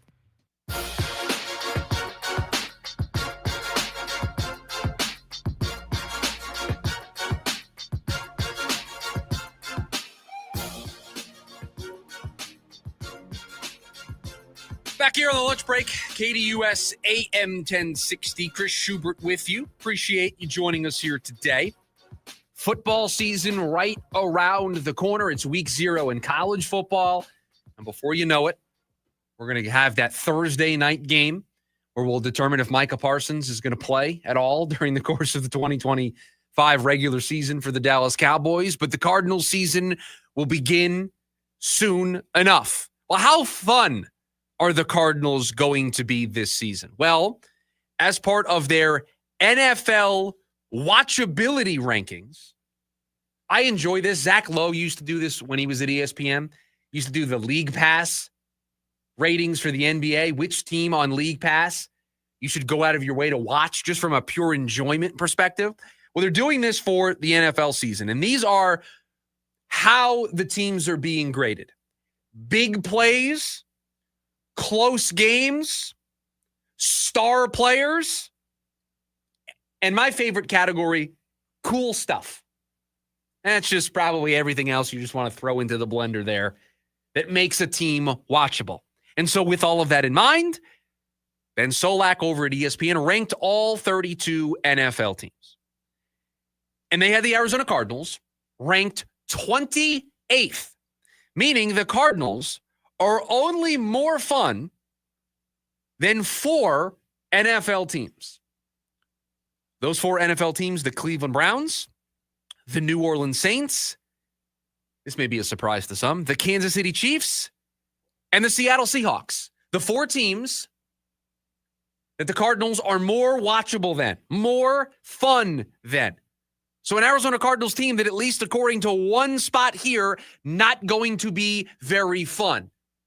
I say it doesn't matter where the Cardinals are at on this watchability ranking, that they don't have a ton of big star players, that their bend but don't break defensive philosophy doesn't lead to a lot of points, and that they didn't have a great pass rush last year, and that it's not an exciting offense. You know what I care about, producer Evan? You know what I think many of the listeners of this show care about? Does the team win football games? And I think the level of fun that people are going to have watching the Arizona Cardinals is going to be a direct reflection of how much winning gets done by the Arizona Cardinals.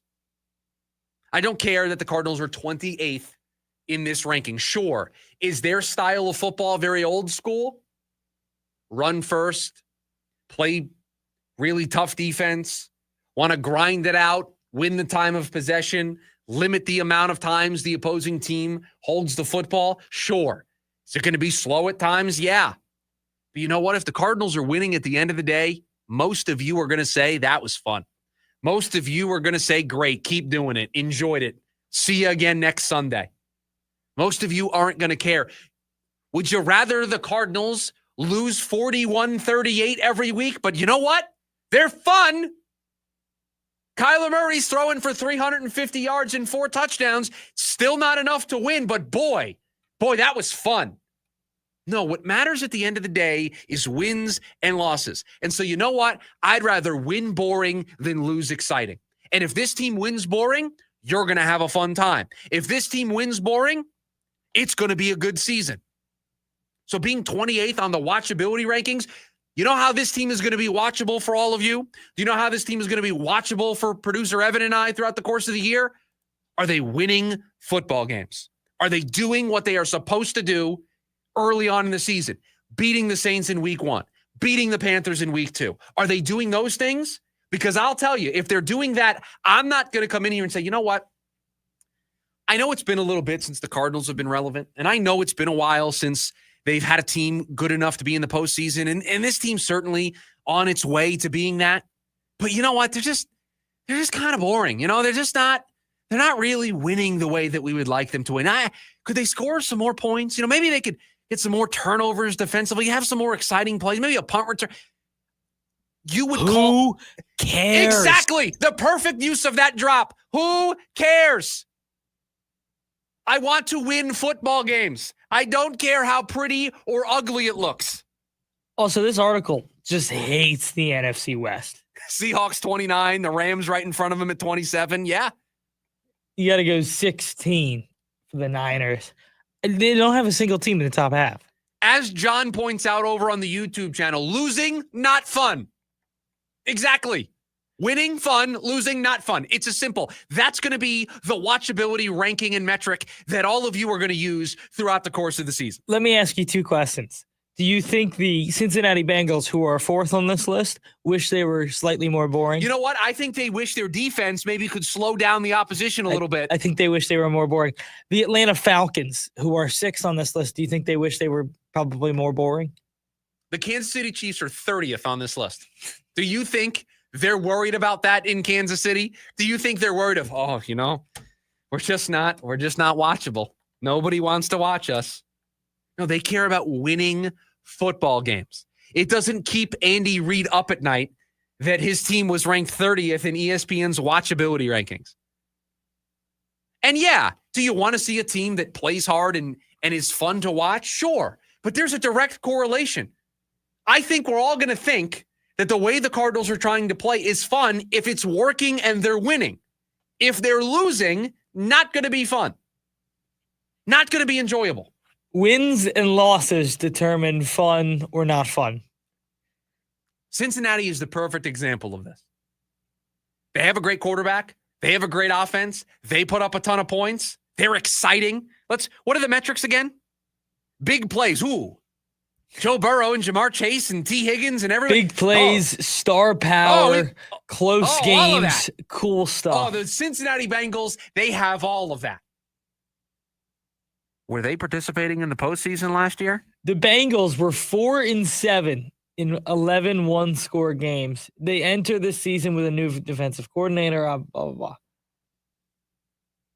Incredible offense, bad defense, just most watchable. Just win football games. That is going to be what determines the enjoyment level that we all have out of this season. There are high expectations, yes. But if you win football games, I'm not going to care how it looks. I'm not going to care that you play a boring style that's, defense first. run the football, maybe have your quarterback throw it 25 times. Do you remember the old school when you would get a rookie quarterback? Like I'm talking mid-2000s, early 2010s. You're like, hey, we're just going to have that quarterback throw the ball 18 to 20 times. We're going to run the football, rely on our defense. That's the way the Cardinals play with Kyler Murray entering year 7. And you know what? If they win, sign me up. It's the way the Eagles went to the Super Bowl. Won the Super Bowl doing that. They don't. And the whole way there, people ask questions about their pass game. Do you know what the Eagles think about people asking questions about their pass game? Yeah. You want me to do it, or do you want to do it? Who cares? Hey, who cares? Who cares? If you win, nobody cares. Now, if you lose, yeah. People care. People care. I care about how you're losing. I care about the way that it looks. Because you know what? If I'm going to devote my Sundays to watching this team, I'd rather you not lose. By the way, I disagree with so much of this list. Do we have enough time to go through all of your disagreements? The Commanders at number 1. So you have a vendetta against the Commanders, and you've had it all offseason. Yeah, they got older. To me, they were the oldest team in football last year. They got older this year. Does that seem like a very entertaining team to me? Their best receiver hasn't practiced. I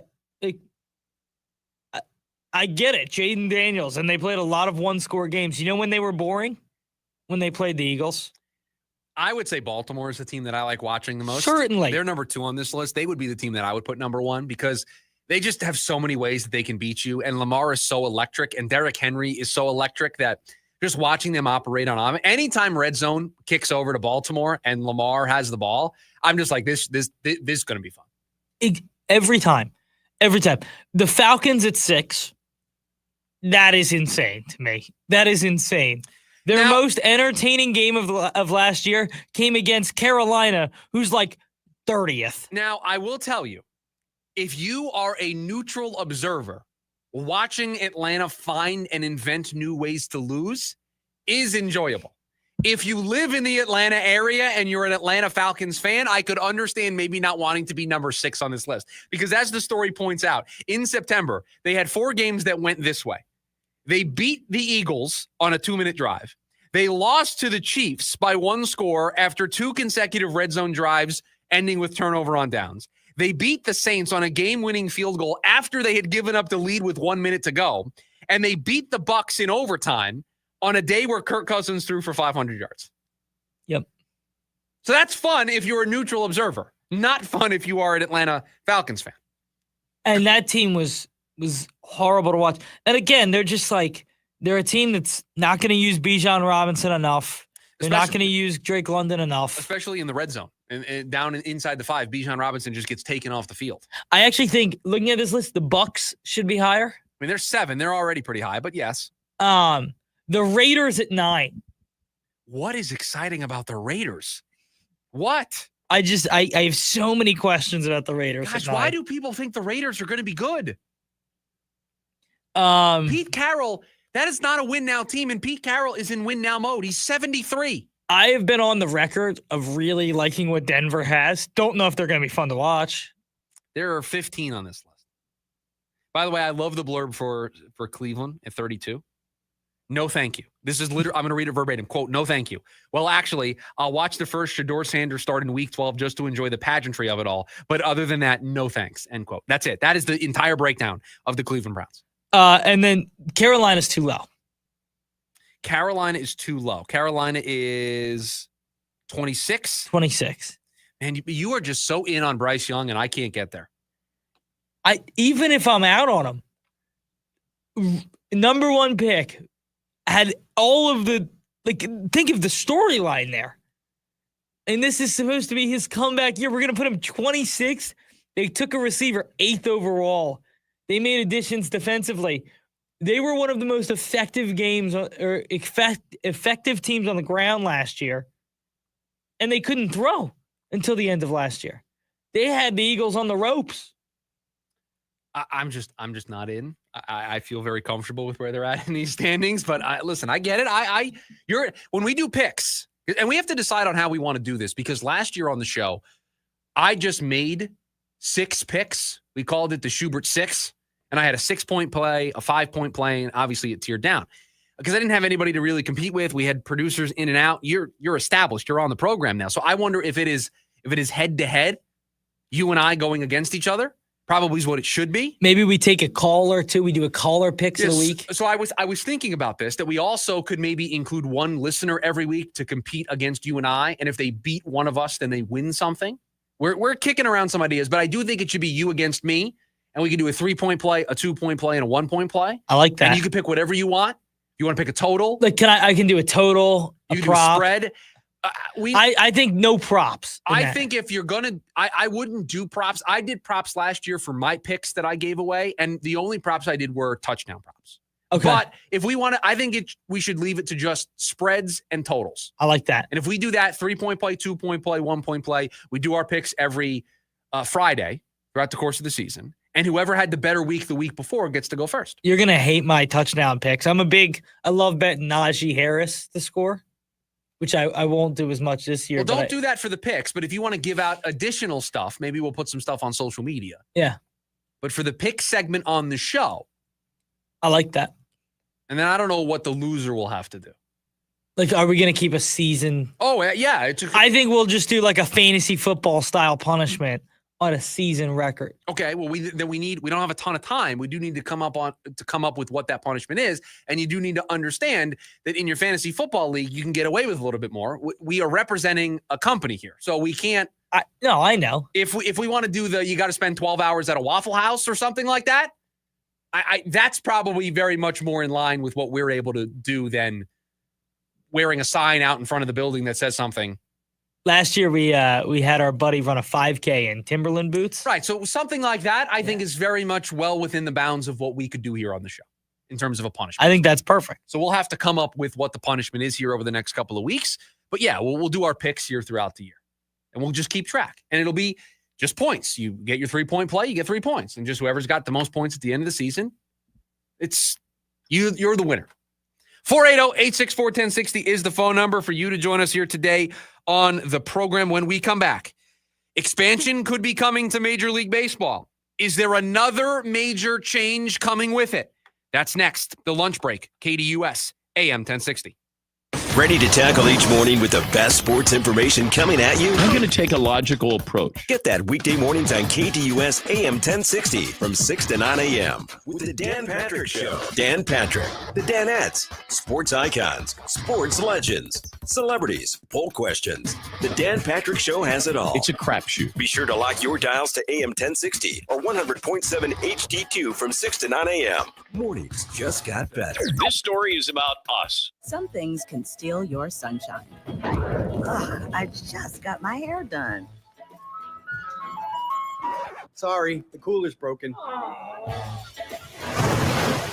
Anyone see my flip-flops? Anyone? But COVID-19 can steal a lot more. I just took a COVID test. Ugh. Prescription medications for COVID exist. If you test positive this summer, ask your doctor if they're right for you. Visit PfizerForAll.com/COVID-19 to learn more. Sponsored by Pfizer. Fargo, your virtual assistant from Wells Fargo, makes banking faster and easier. Like this. Fargo, what did I spend on groceries last month? And this. Fargo, turn off my debit card. And this. Fargo, what's my checking account routing number? And that's just the beginning. Do you, Fargo? You can in the Wells Fargo mobile app. Learn more at wellsfargo.com/getfargo. Fargo is only available on the smartphone versions of the Wells Fargo mobile app. Wells Fargo Bank N.A. member FDIC. Breaking Benjamin. Stay forever. And 3 days grace.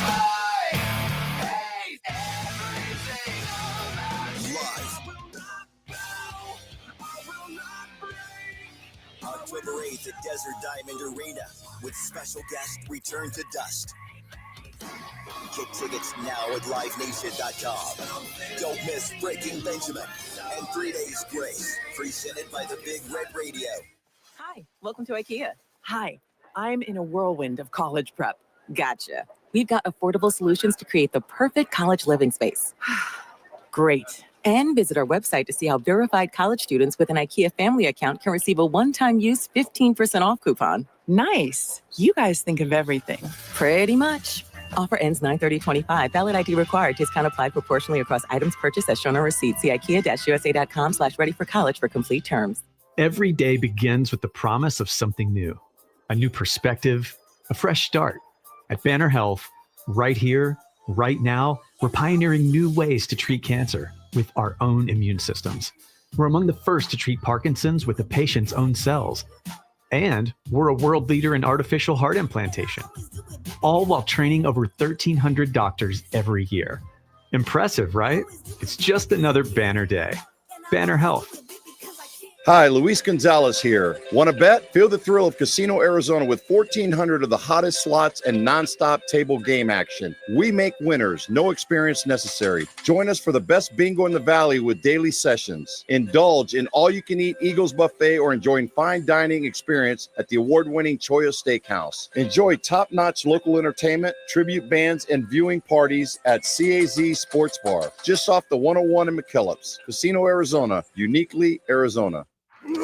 Join in on the Sports Zoo on your ride home from work with Dave Rooster Bierstein. Join Rooster as he lays down what's happening around sports and makes it clear what's on his mind. Oh, my. Catch the day's craziest stories and some of the latest numbers from the sports books across the valley.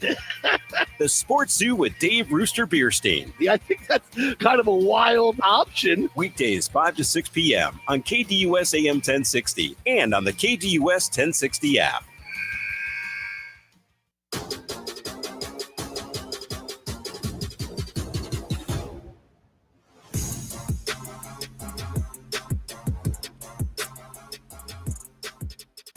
If expansion comes to Major League Baseball, could we see the schedule go from 162 games down to 154?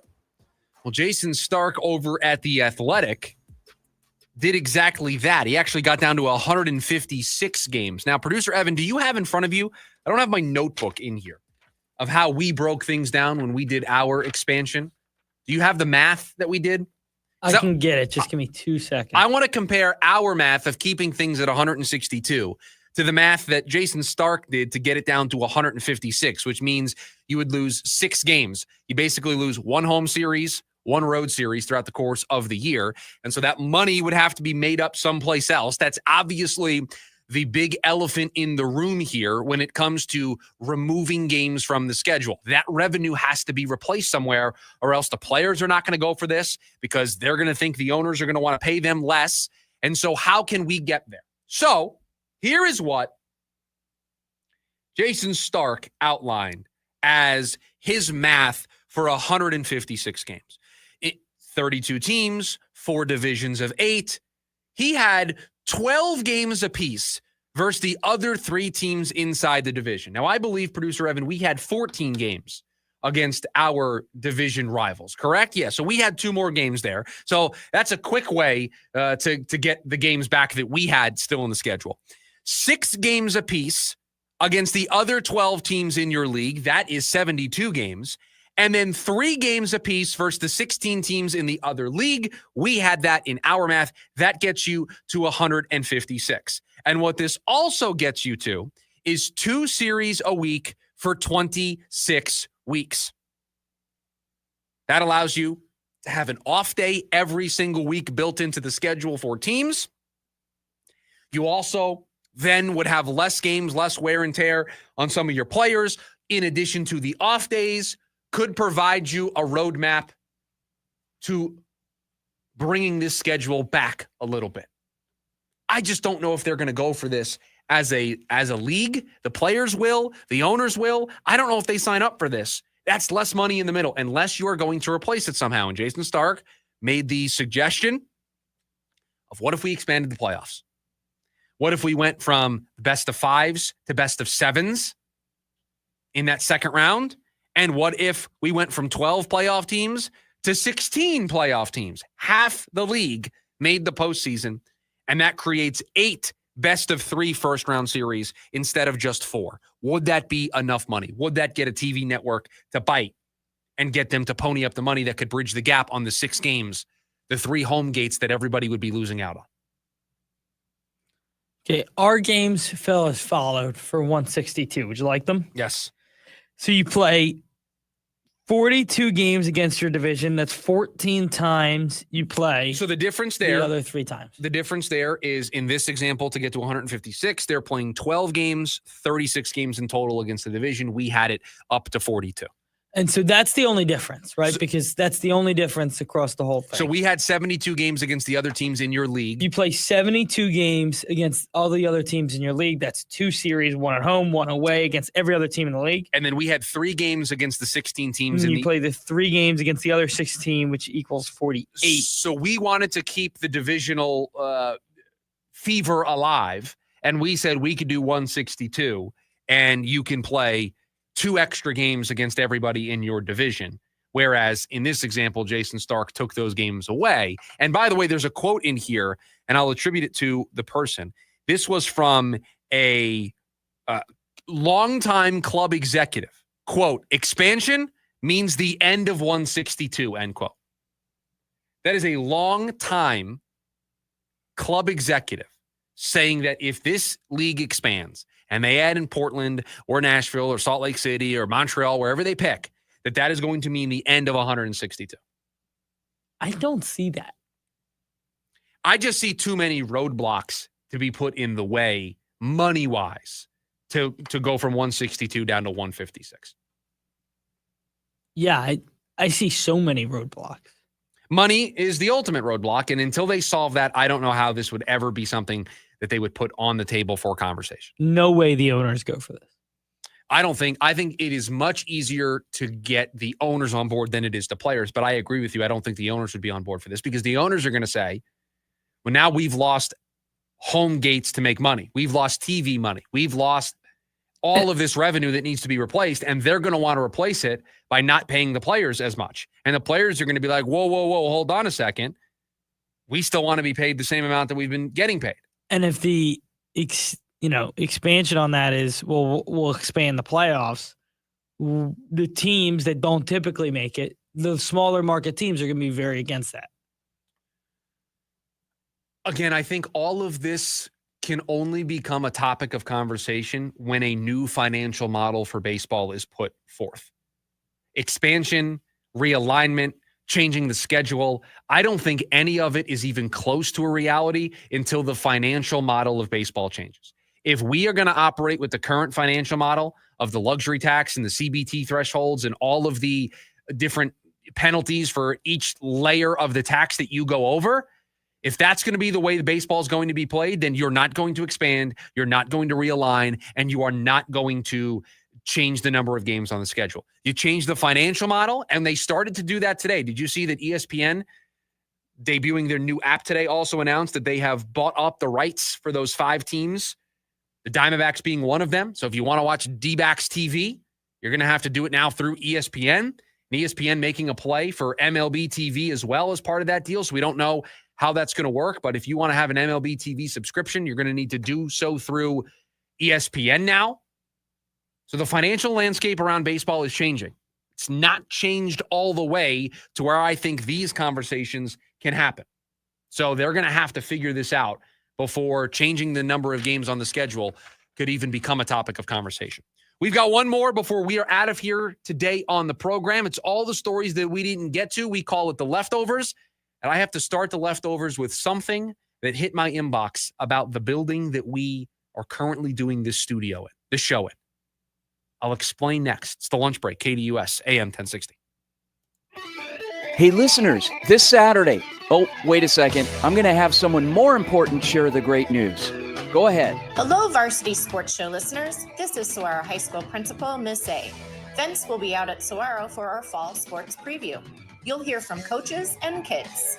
It's the Varsity Sports Show Saturday morning from 9 to 11 on AM 1060 KDUS, Arizona. Go Cats. Thanks, Miss A. Can't wait. 2 years ago, Bobby Carpenter completed treatments for knee pain at QC Kinetics. So we're checking in with the former college and pro football player to see how he's doing. I've been asked a lot, like, how long does this last? How long does it work? I go, I've had mine for a couple years, and everything feels very good. It feels just as good as it did when I started to turn the corner. Bobby's an active husband, dad, and business owner. That's why 2 years ago, he heard about QC Kinetics, the nation's leader in regenerative treatments, and he knew he could trust them for his chronic knee pain. And thankfully, with QC Kinetics, I was able to go through this, and my activities are the same as it was. I'm able to coach my kids in sports. I can play golf. I can go run. QC Kinetics patients like Bobby don't miss a beat. No surgery or rehab, just freedom from debilitating joint pain. Ready for lasting relief from joint pain? Call QC Kinetics today for your complimentary consultation and see if you're a good candidate. Call QC Kinetics, 602-837-PAIN. That's 602-837-PAIN. 602-837-PAIN. Turn up the action at Arizona's hottest casinos. The Diamond Rewards Card from Desert Diamond Casino is the only club where you can earn exclusive benefits like free play, dining, and so much more.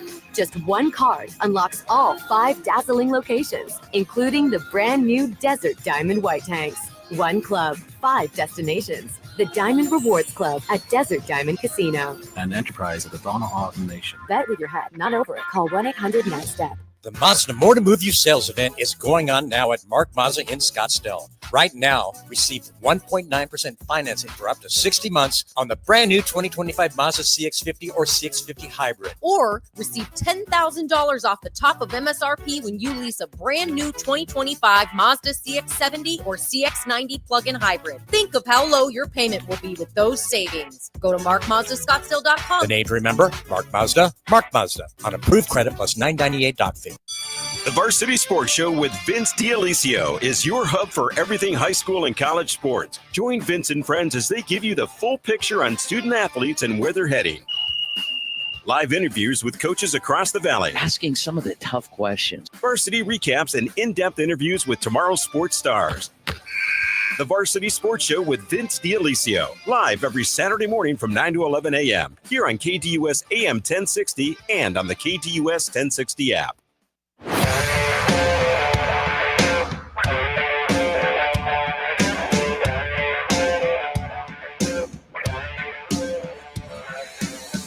Back here to wrap up the Thursday edition of the show. Appreciate you joining us here today. One more before we pass things off to Jim Rome at the top of the hour.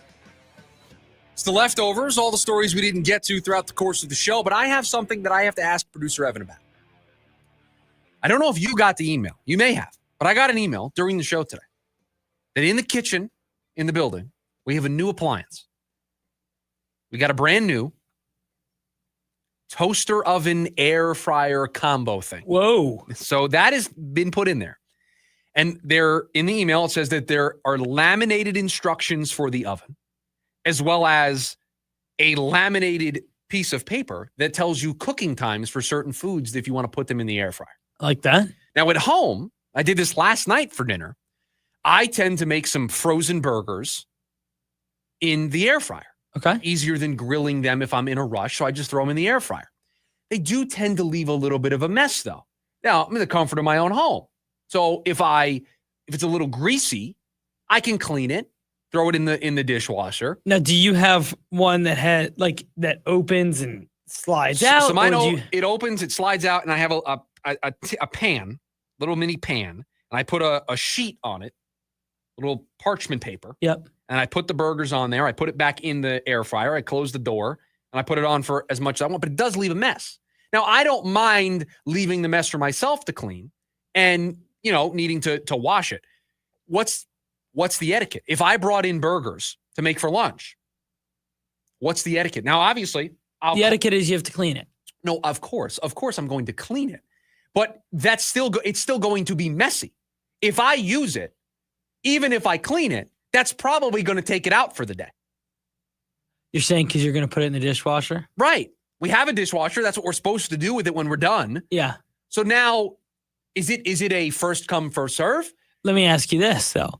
Why not just wrap the little tray in tinfoil? And then just take the tinfoil? And throw it out. And then throw it out? Yeah. I mean, that is one way to do it. But I do still think a mess is going to get created. Certainly. Certainly. We had another air fryer in there, and I've avoided using it because I just know the foods that I would make in there are messy. I agree. But I would love to have burgers at work. Have you ever used a single appliance in the office? Yeah. I have used the microwave before, yes. And Okay. we got yelled at about the microwave as well. What happened with Was that before me? No, I don't know how much you use the microwave, but I've never used it. In the email today, we got yelled at about the microwave because there are some people. It's not me because I make my lunch at home. It's a sandwich. I just eat it in my office. Some people are not putting the splash guard over their food in the microwave. It's causing a little bit of a mess in there. So people are getting yelled at. Also, I've never even used a splash guard, like in my microwave at home. Well, again, in the comfort of your own home, I think you can do whatever you want. But this is a community microwave. Yeah, no, it's for the team. Right. This is a squad effort here. So just use the splash guard. Yeah, I've never used the microwave. Right. I've used the microwave. I think I can count on one hand the number of times that I've used the microwave, and I've always used the splash guard with it. Boom. Right. Good on top. etiquette. Well, yeah, because again, not my microwave. But we were down a microwave. We had two in there. We were down one. We've upgraded to the combo toaster oven air fryer, and now I'm starting to think about what I can do in that air fryer. What kind of foods I can make for lunch now. I think that I can start really upping my game in the air fryer too. For lunch, right? For lunch. I know. Maybe bring in a little snack for breakfast I could throw in there. Yeah, but see, now if you use the air fryer before the show for breakfast, I don't think I'd be able to use it for lunch. I think you would be able to. I would just, whoever uses it, if you're going to run the dishwasher or if you're going to put it in the dishwasher, you got to run it. You know what? I think the answer is simple here. I think it's got to be a hand wash situation. I think so too. I think if you use the air fryer and you leave it messy, this has got to be I'm going to hand wash the air fryer components and I'm not going to leave it and then I'll put it back in the drawer. I think I'm going to explore more of this when we're done here. I think we should go right into the kitchen. Really get a feel for what this is. The moment the show is over, I'm going in there and I'm trying to figure out where the instructions are, what the rules are, all of it. Bleacher Report wrote an interesting story today. One trade every team in the NFL should make. Would you like to know the Arizona Cardinals? If it involves the names Trey Hendrickson or Micah Parsons, I'm interested. If it doesn't, then take this list and throw it in the trash can. So I should take this list and throw it in the trash what can. do they got?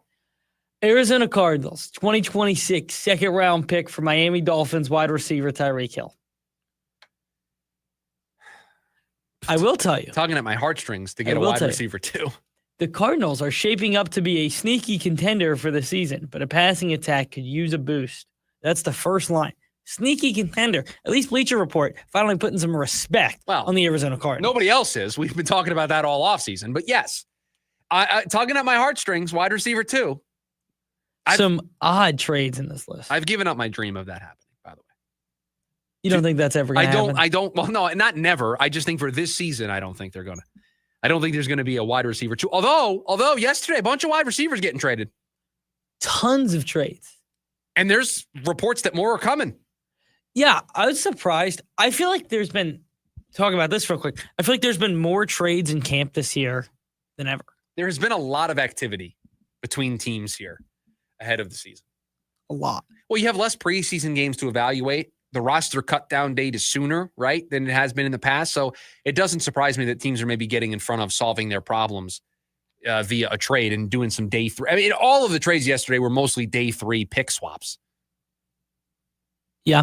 Like the 49ers got Sky Moore. It was a pick swap. The Jets picked up Harrison Phillips. It was a pick swap. It's exactly what it was. The Broncos and Saints made a trade that involved a 4th-round pick, if I remember reading it. And the one receiver who I can't say his name. Oh, Vele. Yeah. Some of the very interesting trades on this list. Would you like to hear some others? I would love to hear more of them, yes. Washington Commanders, wide receiver Terry McLaurin for Pittsburgh Steelers 2nd-round pick. So just the Steelers going absolutely all in. The Pittsburgh Steelers would be all in. Some other interesting ones. The Eagles trading Tanner McKee for the Colts 2nd-round pick. They're going to get a 2nd-round pick for Tanner McKee. Is that what this story believes? No, they're not. They can't seriously. If that trade is on the table, the Eagles should have done it yesterday. I was going to say they would take it. The only other thing is they have 13 picks, which is crazy. Micah Parsons for Green Bay Packers linebacker Rashawn Gary, 2026 first and third round picks, and a 2027 second and fourth round picks. Man, if that's the price for Micah Parsons, everybody should be all over that. I mean, that's nothing. That's nothing. That is nothing. No, I'd do that trade in a heartbeat. I'd have no qualms about it. I would trade it. I would trade all of that. I'd pay Micah, and my head would hit the pillow, and I would get a really good night's sleep. I wouldn't worry at all. That's not the trade that's keeping me up at night if I'm a GM. I'm sleeping just fine. Shedeur Sanders to start their last preseason game in Cleveland. That's the 32nd most watchable team in the NFL, according to ESPN. That's going to do it for us. Jim Rome's coming up next. Producer Evan, thank you for all that you do. We'll give you an update on the air fryer situation tomorrow. Everybody have a great rest of your Thursday. See you. AM 1060 KDUS Tempe Phoenix and KSLX